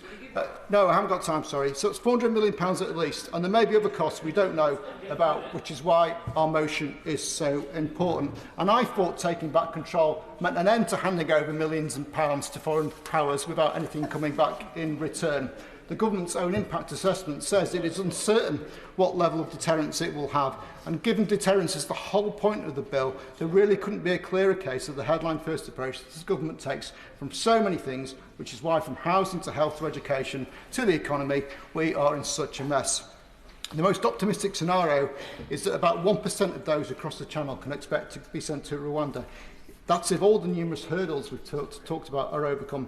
Is there really anyone who's going to say, oh, that 1% risk is not something I'm going to take a chance on? Of course not. It's just a giant smokescreen to cover up the government's many failings. And those who work day to day in housing asylum seekers don't appear to have much confidence in the likelihood of there being any deterrent effect either. You can go online and see that Serco, responsible for housing asylum seekers in private housing, are still advertising to landlords that they can guarantee rents for up to 5 years for doing so. They would hardly be doing that if they thought Rwanda was going to be a success, or if they thought any other government policies in this area were likely to have any effect. So in conclusion, Mr Deputy Speaker, there is nothing I've seen from the Rwanda agreement that will deliver on the claims that are being made about it. Never before has so much been given by so many for so little in return. And when we have record taxation levels, public services on their knees and record government debt, it is right that we challenge and question whether all this expenditure does what it says on the tin. It does actually seem, that the Prime Minister agrees with our approach. And I'll end with some words from his appearance on Koonsberg on Sunday. Again, when he was asked about the examination of the scheme, he said, You should always ask probing questions. You should always approach things from a position of scepticism to ensure that you get value for money for taxpayers. And that exactly is what the Labour motion seeks to do. And the fact that the government are set to oppose it says to me everything that we need to know about why there is so little confidence that this scheme will deliver. Putting Rwanda rhetoric ahead of reality is a really poor way to run the country, and it is no wonder with such an approach that government is running scared of the people's verdict. Robert Syms. Thank you very much.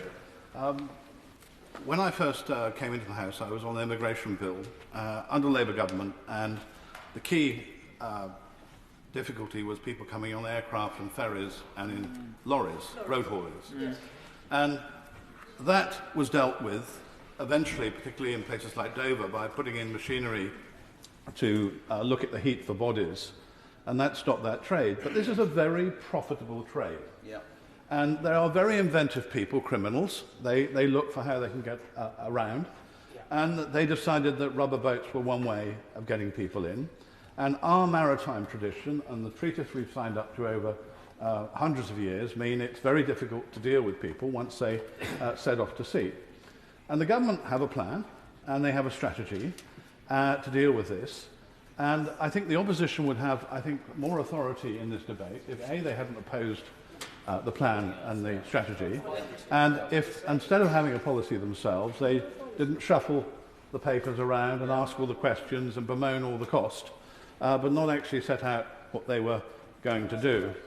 And of course, the humble address wants paperwork and more paperwork and more paperwork. Governments actually have internal debates, and then they come to a fixed position. And the Treasury or the Education Department or the Home Office have a different view. And you expect ministers to argue privately and then come to a fixed position. But if you keep asking for papers to try and find out what the differences are, what you do is you drive these debates underground and onto WhatsApps or into private meetings, which I don't think means good government. And the fact that the current Prime Minister was arguing a slightly different point when he was in charge of the money proves he was doing a good job as Chancellor. He was sort of kicking the tyres and ensuring that actually things had been thought through. So I think we can see today the motion as a substitute for having a policy. It's just to say that we're rubbish and they will do things better, but they don't actually specify what they're going to do better. My view is that we do have a policy, and I think the $64,000 question was the member for East Worthing and Shoreham said, is that people who come into the UK who can't be returned to their own countries, and that is the ideal thing, it's to have country-to-country agreements, which proving they're working. I'm glad we've got more of them, and is a number of the part of the strand for dealing with the issue is that if you have an Iran or an Eritrea or a country where somebody might have a life-threatening problem if they're returned, we need somewhere else for them to go. And Rwanda have made it part of their agenda, because it's financially to their benefit, to do deals with countries like Britain to help deal with a problem. And I think everybody can be a winner if we actually get there in the end. And there's no point in people here in the debate saying that this isn't going to be a deterrent when it hasn't actually been tried. When every time we've tried to implement it, there have been a range of people, not least some of the courts. The government are legislating to deal with the concerns of our Supreme Court. We have a treaty which is based on international law. We will see whether or not it works, and I hope when it's proved to work that some of those who are criticising will stand up in this chamber and say, actually, you were right. Riley. Thank you, Mr. Deputy Speaker. The government's approach to asylum seekers can at best be described as a farce. The asylum applications backlog persists and is growing. Thousands of people have simply disappeared into the underground economy, with the Home Office admitting that they have lost track of nearly 17,000 people. The continued use of hotel accommodation is costing the British taxpayer untold millions, whilst the disgraced Rwanda plan limps ahead, a plan which even the Prime Minister admitted is costly and unworkable. It is no surprise, therefore, that the government continues to refuse to disclose the full cost of the scheme. When the Prime Minister came into office, he promised professionalism, integrity and accountability at every level. One thing for sure, that he has failed at every level on all three of these subjects. From what we know, from what we do know, is that the government has already paid £240 million to Rwanda. Further money in the hundreds of millions of the scheme will be paid, and it will cost £100 million more to operate, with additional per person costs of nearly £170,000 per person located to Rwanda. Given that it costs £12,000 to process asylum claims in the UK, the cost-benefit of the Rwanda scheme seems non-existent. And this is before one even begins to consider the moral and ethical costs of deporting people to Rwanda. The UK Supreme Court found that in sending asylum seekers would be unlawful, given substantial grounds to believe that those transferred there could be sent back to the countries where people could face persecution and inhumane treatment. We would do well to remember that according to the 1951 Refugee Convention, any person seeking asylum has the right to apply for asylum in the UK and remain here until the authorities have assessed their claim. Furthermore, it is also recognised that persons fleeing persecution may use irregular means to escape and claim asylum. The Rwanda scheme, along with the government's continued criminalisation of asylum seekers crossing the Channel, amount to complete repudiation of international law and a universal obligations to which we, the UK, are bound to assist those seeking safety and security.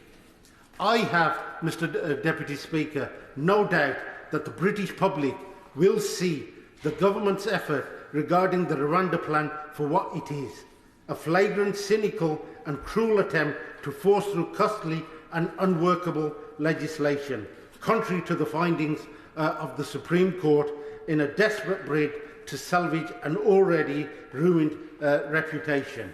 The asylum seeking system in the UK is in crisis, and it is precisely due to the continued incompetence of this government and its ministers that the crisis has come about, and will persist until a Labour government is elected to sort this mess out. Speaker,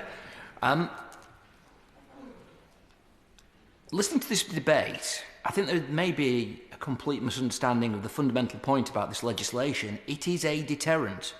I could pluck any figure out of the air, and if the deterrent effect of this, together with other measures, is to reduce to hopefully zero the number of channel crossings, then that will be money well spent. It is a deterrent.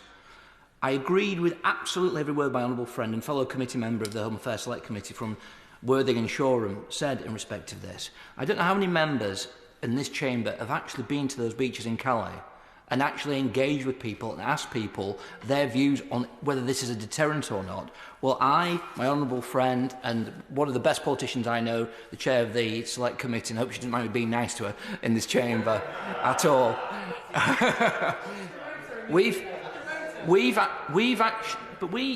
But when you talk about the position, we talked about select committees. We've actually been there. French officials who are working on the front line support this policy. And what is the evidence they can point to say that there was a deterrent effect? Well, as my honourable friend has said, when the policy was announced, there was a rush to get over before the policy was actually put in place. When we were speaking to people who were coming across, and it may come as a shock to members opposite, the people who we were speaking to on the beaches were nearly universally single males in their 20s. All of them were saying to us, well, the vast majority that I spoke to, perhaps I stand to be corrected if I'm wrong in respect to this, is they were coming for purely economic perspectives. They saw the streets of the United Kingdom as streets paved with gold. That was the reason why they were here. So what we do have is the only piece of evidence that can be put forward by the members of the Select Committee who've actually been there shows that this is going to have a deterrent effect, this is going to work, and there's not a shred of evidence put forward from the other side that this policy is not going to work. Now, I understand, because my I'm going to say honourable friend is an extremely good politician. I sit on this committee, and the questions that are asked in respect of costings are extremely fair. And my honourable friend, the Minister, will answer those, I'm sure, in the way and has answered many of them before the Select Committee. But when we talk about the principle behind this bill, I do wonder sometimes in terms of... I asked the Shadow Home Secretary whether the Labour Party were considering the use of offshore processing.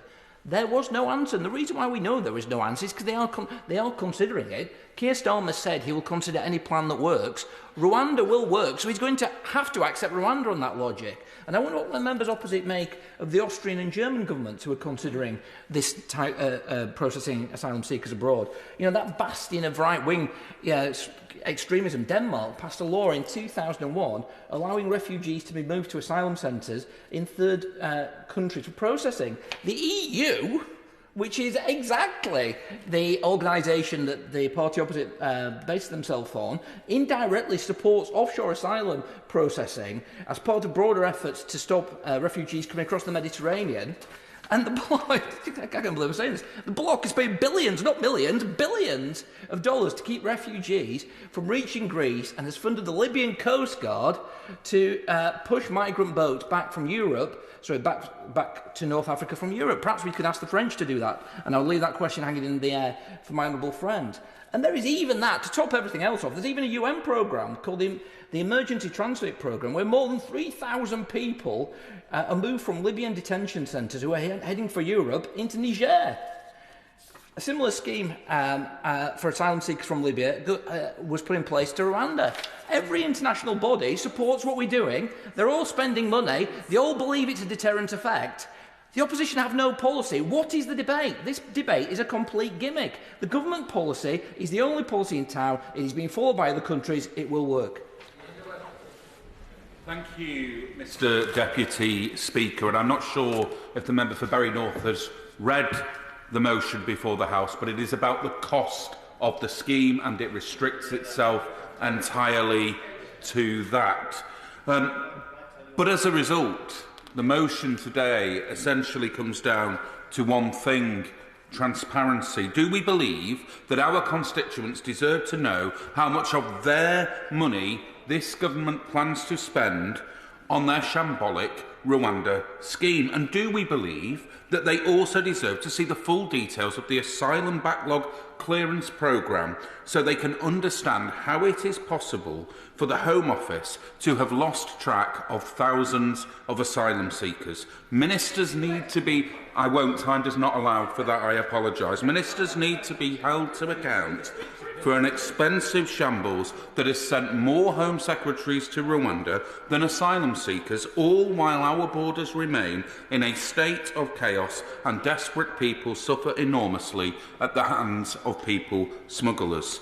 Yet here we have the government ducking transparency on the cost of this scheme yet again. But what we do know is that £240 million has been sent to Rwanda already, with £50 million more scheduled for this spring. And we know too that the Home Office has admitted that there are at least 2 further payments planned for the next 2 years, but they won't confirm how much these payments will be. Why not?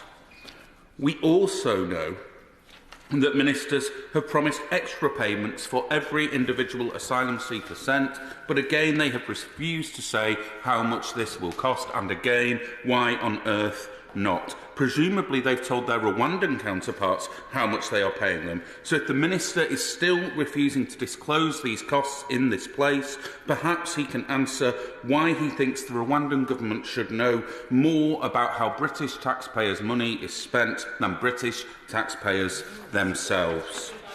Mr Deputy Speaker, I won't, and the honourable gentleman is aware of the time constraints before us, so I apologise, but I won't do so. Mr Deputy Speaker, the Prime Minister and this government are taking the British public for fools, not just over the Rwanda scheme, but over asylum backlogs too. It is categorically false to claim these backlogs have been cleared. The current overall backlog is almost 100,000 asylum cases, and even the so-called legacy backlog remains at around 4,500 cases. But amidst this chaos, Home Office officials have admitted that as many as 17,000 asylum seekers are now missing from their system and they have no clue where they are.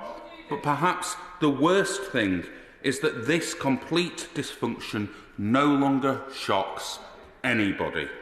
Who could be surprised that asylum policy is in chaos with a Conservative Party that has given us 8 Home Secretaries in 8 years, 3 failed pieces of legislation on channel crossings in 3 years, and spent vast sums of money on a Rwanda scheme that has been declared unlawful by the highest court in the land?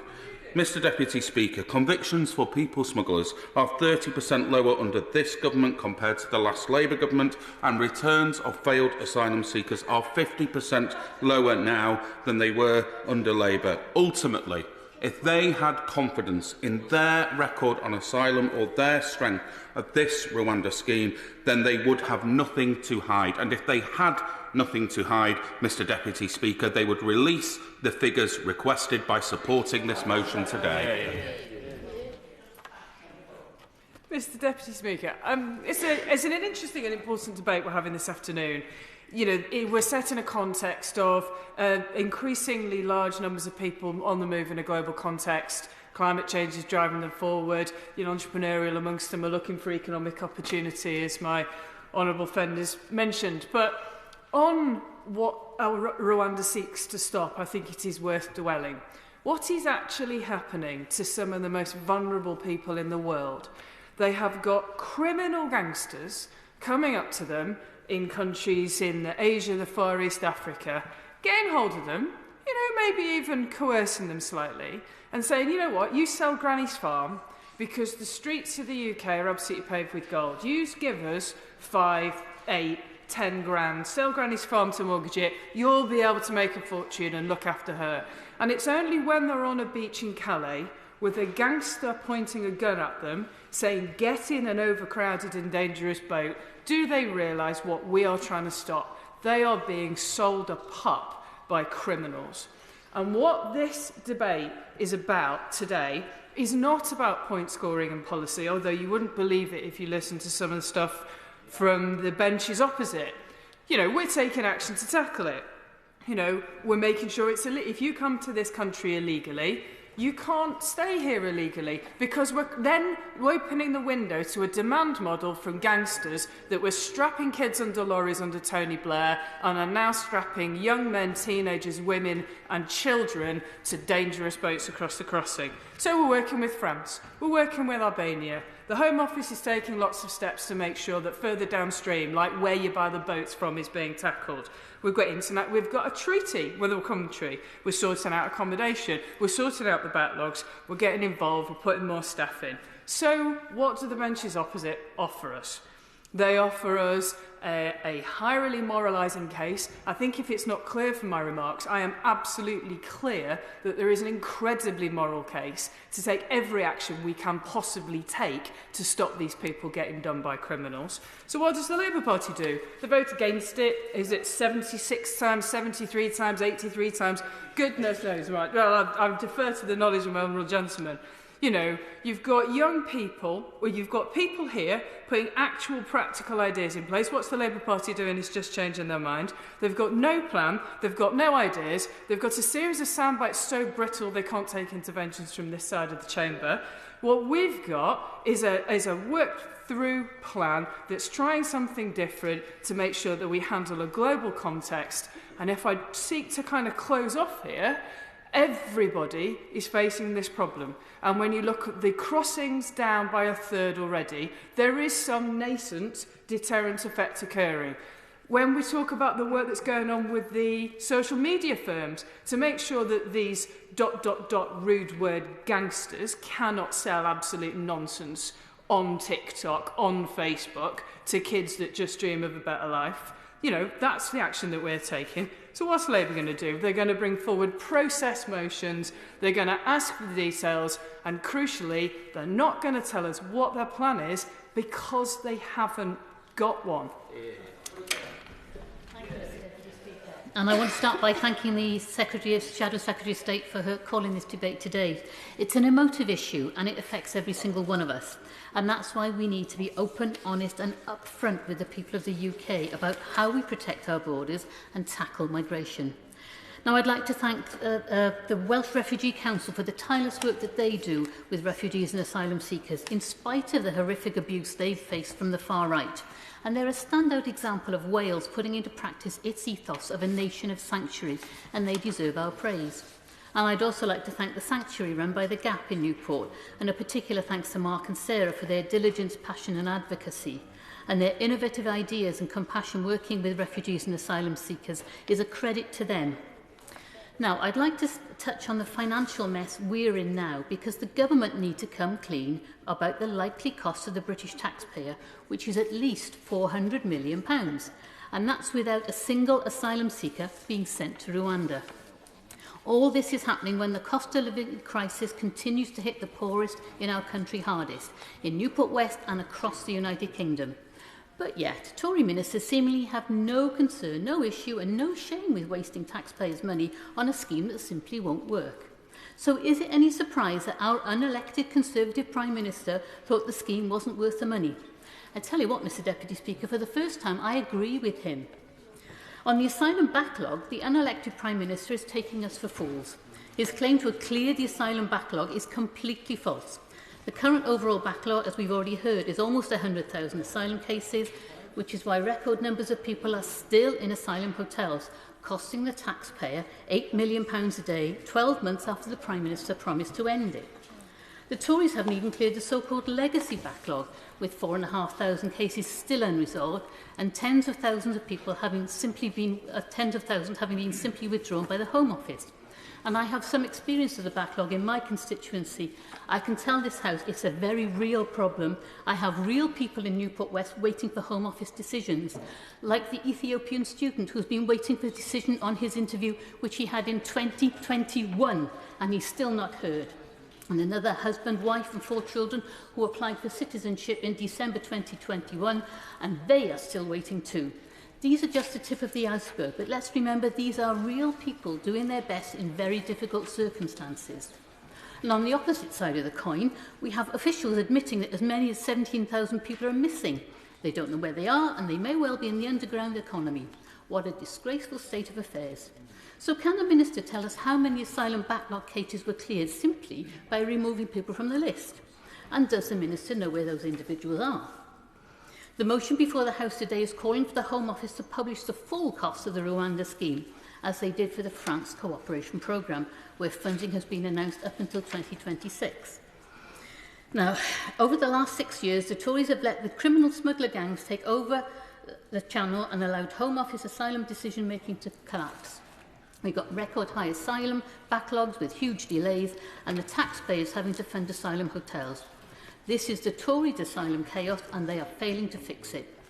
Labour's plan will strengthen our border security, smash the criminal gang networks and their supply chains with new powers and a new cross-border police unit. We will clear the backlog with new fast-track systems, end hotel use, saving the taxpayer over £2 billion, and improve enforcement with a new returns and enforcement unit to reverse the collapse in returns for those who have no rights to be here. This is how we in the United Kingdom can do our bit to help genuine asylum seekers fleeing persecution and conflict, but return those with no rights to be here. But under the Tories, we have none of this, just more chaos. So the sooner we get rid of them, the better. Thank you, Mr Deputy Speaker. I would like to start by emphasising that many asylum seekers are fleeing abhorrent conditions and that many of us in the Chamber could only imagine. And it's important that we do not lose sight of those stories. But we must end the current chaotic approach adopted by the government. Whilst the unworkable, unaffordable Rwanda plan claims to deal with 100 people, we need a proper plan to deal with the 100,000 people's cases stuck in the backlog of the system. Mr Deputy Speaker, in my constituency of Tamworth, local residents are concerned about the use of the Holiday Inn to host asylum seekers. This enormous backlog of cases means that many are still there. They are concerned that not only about the fact that the hotel costs the taxpayer £8 million a day, but that the hotel plays a fundamental role in the local community and economy. Some of those have now been living in the hotel for years, so long that they have the right to work and are contributing to a charity in the local community. Some who've even been baptised in the local church, but have been moved to other locations and once again find themselves uprooted in this chaos. For those that have clearly tried to settle in the community, but whose applications have still not been processed, this is a terrible failing. Tamworth is a beautiful town and many people come to visit. We are proud of our local heritage and landmark tourism sites, whether it be Drayton Manor Theme Park, the Snowdome or Tamworth Castle. The Holiday Inn should be for holidays. £8 million a day would go a huge way in Tamworth redeveloping its town centre and bolstering its tourism economy. This money could be far better spent in revitalising local communities across the country. My constituents want to know that those seeking refuge and who are eligible have their claims dealt with swiftly and fairly, but they also want their hotel back. Can the government explain why it's taking so long to recruit the staff needed to process the applications, which they cut years ago and that have landed them in this mess in the first place? I call on my colleagues to adopt Labour's plan to strengthen our border security, clear the backlog once and for all, and finally bring an end to this hotel use. This includes recruiting the Home Office caseworkers to clear the backlog and 1,000 staff for the returns unit so that those who do not have the right to stay can be quickly removed. Crucially, the plan will crack down on the criminal smuggler gangs through the cross-border police unit and deeper security cooperation with Europe. The Rwanda plan has seen £240 million of taxpayer money paid to Rwanda so far, yet not one asylum seeker has been sent to the country. The current overall backlog is almost 100,000 cases, resulting in record numbers of people still being in the asylum hotels like that of Tamworth, 12 months after the Prime Minister promised to end them. I know in Tamworth my constituents are concerned about the use of the Holiday Inn to host asylum seekers, which they feel is a waste of money. So when can we have our hotel back? We still do not have a clear idea of just how much the taxpayer money is going to be funneled into this broken project. We have weakened border security, a broken asylum system, criminal gangs taking advantage and risking lives, and record levels of boat crossings. Transparency is fundamental to any good democracy, with this level of taxpayer money being funnelled into a scheme where we are yet to see 100 asylum seekers sent to Rwanda. The Home Office must publish the full costs of the Rwanda scheme, as well as the full details of the asylum backlog clearance programme, so that we know how many people the Home Office have lost track of and what decisions are being taken. I call on my colleagues to adopt Labour's plan to strengthen our border security, clear the backlog once and for all, and finally bring an end to the use of Tamworth's Holiday Inn as an asylum hotel. Labour's plan includes recruiting the additional caseworkers that could deal with this. Michael Chase. Thank you, Mr Deputy Speaker. The last debate we had in this place on this Rwanda plan was such a bizarre moment, watching members on the benches opposite lobby one another from the one side of the party to the other with threats to vote against the bill, all quietly dispensed with when the moment finally came. Today we seemed to have a bit of consensus on the opposite benches, consensus to withhold the transparency from the taxpayers on how much their plan is going to cost. I'm surprised that this is a part of this debate that we don't agree on, because surely we can all agree that taxpayers' money, the public have an interest in knowing how that's being spent. I haven't yet heard any explanations from the opposite side on why withholding this information is so difficult. Perhaps it's because the economic note attached to the bill has the intriguing section under cost and benefit summary, where it states there are no monetised costs or benefits. And further, the assessment isn't even convinced that the plan will work. It says, dependent on the deterrent effect achieved, there could be fewer individuals undertaking the hazardous and unnecessary journey. As I said in the last time we debated this, I think we are all united in wanting to bring an end to these dangerous crossings, but it's clear the government doesn't even have confidence themselves that this plan will work, which is why nobody was particularly surprised by the recent news reports that the Prime Minister himself wasn't convinced by it either. And instead of facing up to the government's failures on immigration, we're presented with this distraction, and a hugely costly one at that. And of course, the chairs of the Home Affairs Select Committee and the Public Accounts Committee have had to drag out of witnesses the fact that even more money is being spent on this in years to come. In December, the Permanent Secretary at the Home Office told the Public Accounts Committee that he couldn't confirm any future funding had been agreed for Rwanda, and I think I heard the Minister in his opening remarks say that the Government of Rwanda asked for no money and no money was offered, which means either future years was already agreed in advance or we're not sending any further money to Rwanda. In either case, the easiest thing would be for the Government to simply confirm one way or another what funding is being sent. And of course, these are only the costs that we know about. Aside from the financial cost, there is also a broader cost to this absurd plan. A moral cost. The Home Office's own statistics show that at least 6 out of 10 of those who made the dangerous Channel crossing to the UK last year would be recognised as refugees and would therefore be given asylum in this country. So it's not even a plan that's going to tackle that particular problem. And it doesn't deal with the criminal gangs themselves who are exploiting these vulnerable people in the first place. So, Mr Deputy Speaker, there's also a cost to Britain's standing in the world, a diminishing of our sense that we follow the rule of law, that we simply pass laws now saying that one thing is true even if it's not. There will be a flurry of amendments, I've no doubt, being drafted as we speak for next week's debates. The agreement we've seen on the opposite benches today, I'm sure, will disappear by Tuesday as we see this bill back before us, and it may not even pass. But as unpalatable as I find this legislation, to those on the government benches who do support it, I can't understand why there is no transparency in the cost of it.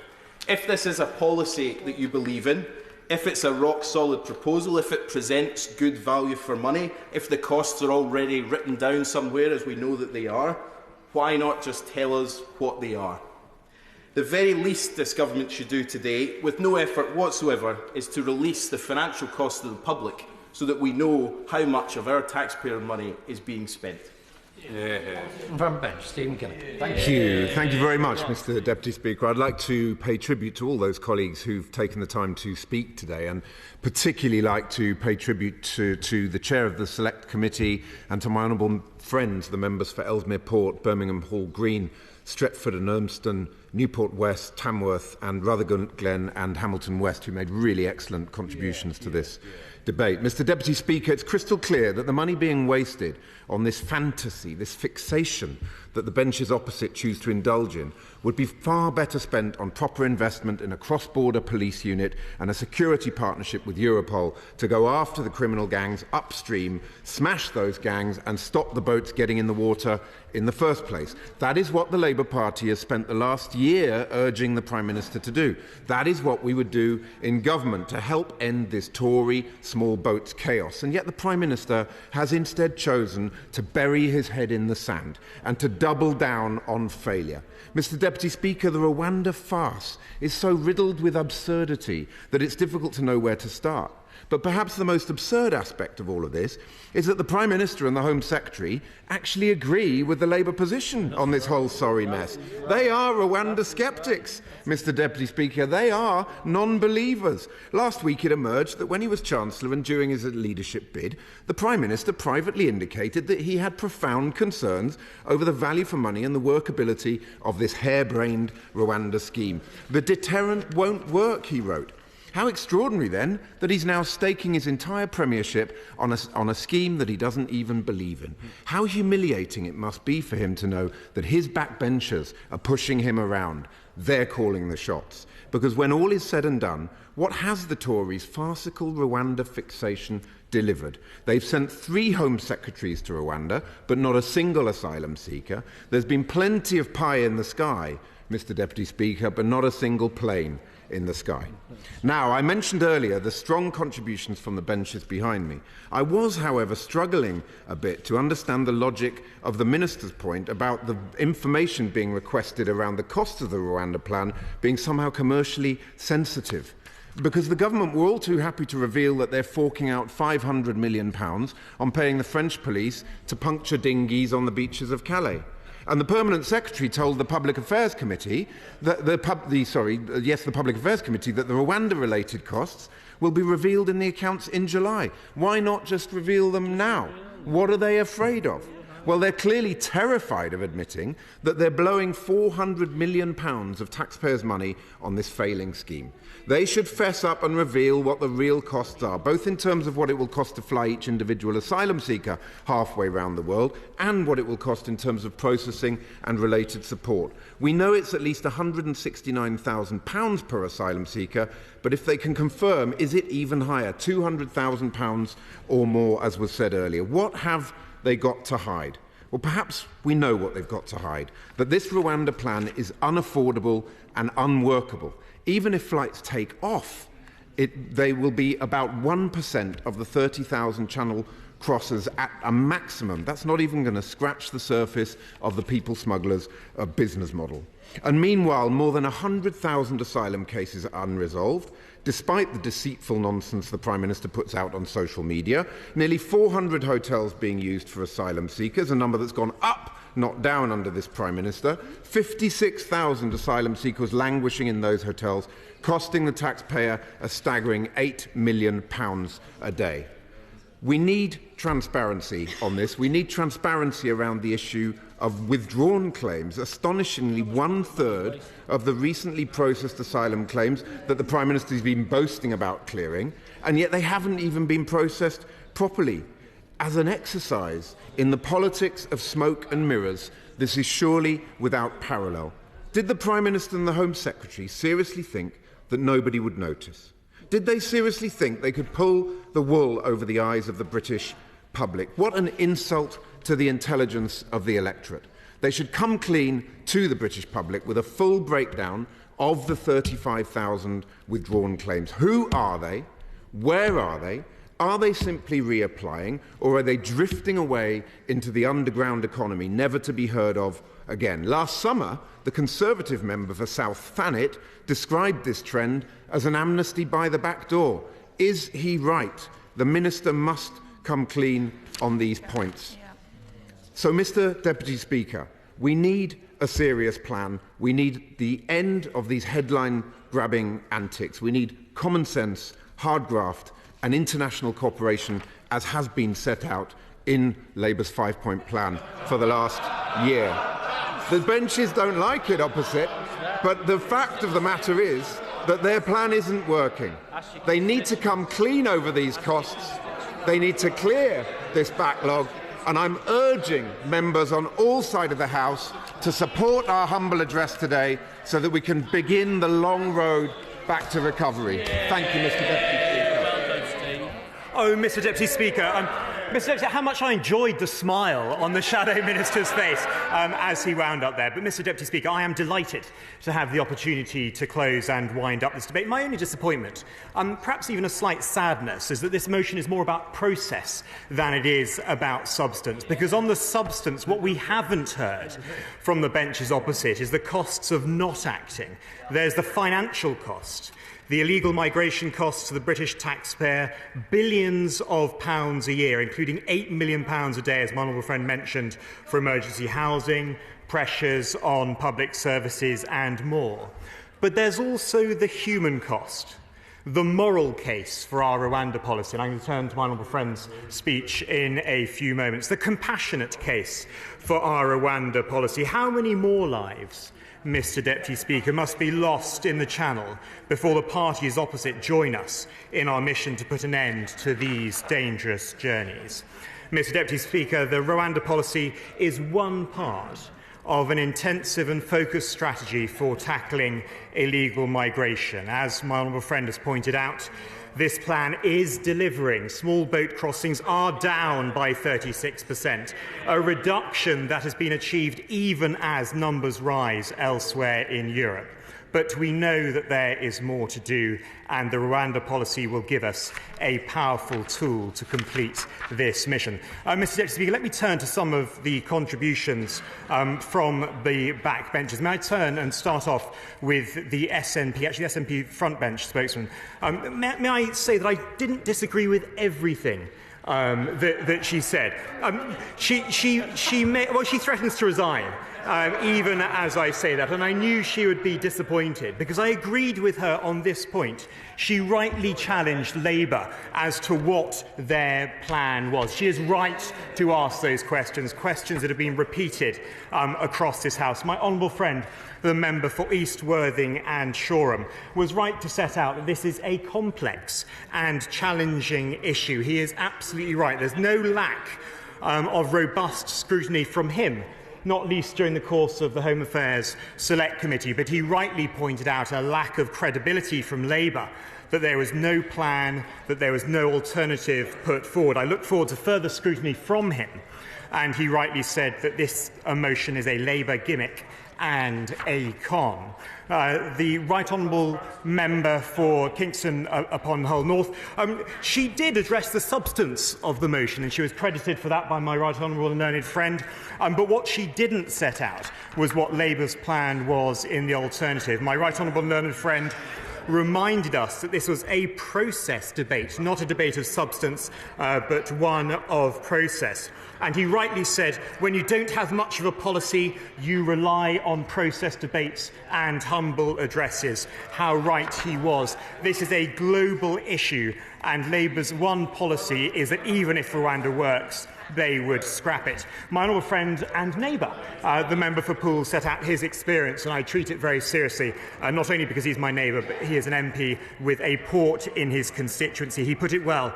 This motion is a substitute for having a policy, and how right he was. My honourable friend, the member for Bury North, I don't have time to delve into each and every one of his interventions. He rightly commented that this debate is a gimmick, but he also set out quite seriously the deterrent effect that is part of our Rwanda scheme. And my honourable friend, the member for South Ribble, set out some of the most vulnerable people we are talking about, and they are being coerced by criminal gangs. And she was right to state that and to state the moral case for our policy. Mr Deputy Speaker, the government does have a plan, this Rwanda plan, for deterring those dangerous journeys. But what, again, is the opposition's plan? They do not have one. Their only reported plan is one that would increase the number of asylum seekers to this country by allowing them to make claims from other countries. We do not accept that proposition. It would mean taking people from safe countries where they can already seek refuge from persecution, and there is no way that we could accommodate each and every one of those claims. What is their plan? Labour have voted against our plans, as we have heard during the course of this debate. 86 times, Mr Deputy Speaker. 86 times they have voted against our measures, but we will not be deterred. We will do right by the decent, law-abiding people of this country who want and expect secure borders and an effective immigration system. When people with no right to be here know that they will not be able to stay, they will stop coming. And we know the deterrent effect because we have seen it with Albania. A year ago, the Prime Minister secured the deal with Albania. Planes took off and over 5,000 people have been returned to Albania. The deterrent effect has worked. Arrivals are down by over 90%. It has worked with Albania. It will work with Rwanda. Illegal migration costs lives. It costs billions of pounds a year. We need to end it. We will end it, and we will stop the boats. The question is, as on the order paper, as many of that opinion say aye. Aye. Contrary, no? No! Division, clear the lobbies.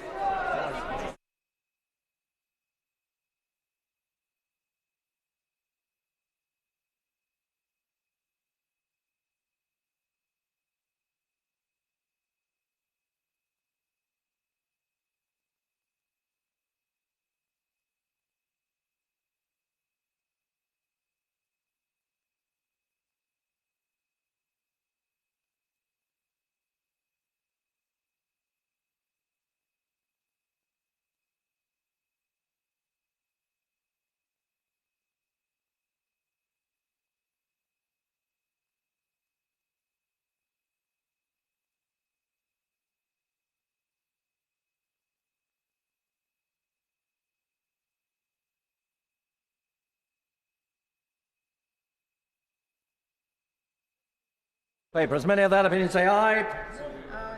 Aye. Aye. Contrary, no? No! Tell us for the ayes, Samantha Dixon and Tonya Antoniazzi. Tell us for the noes, Michael Wood and Suzanne Webb.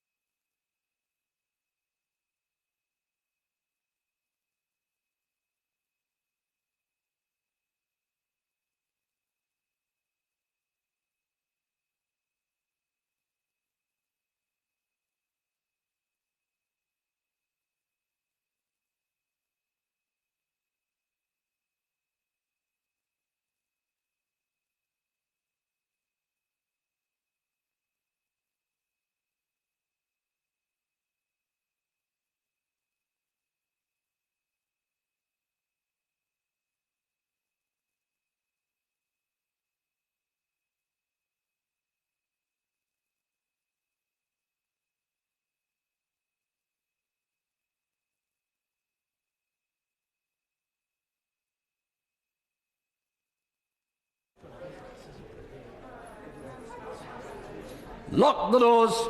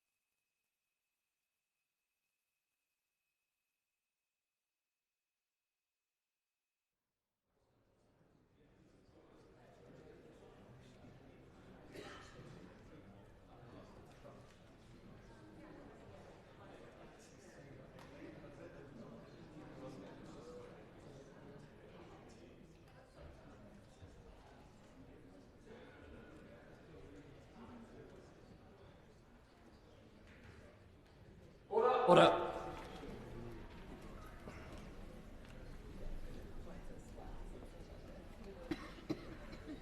The ayes to the right, 228. The noes to the left, 304.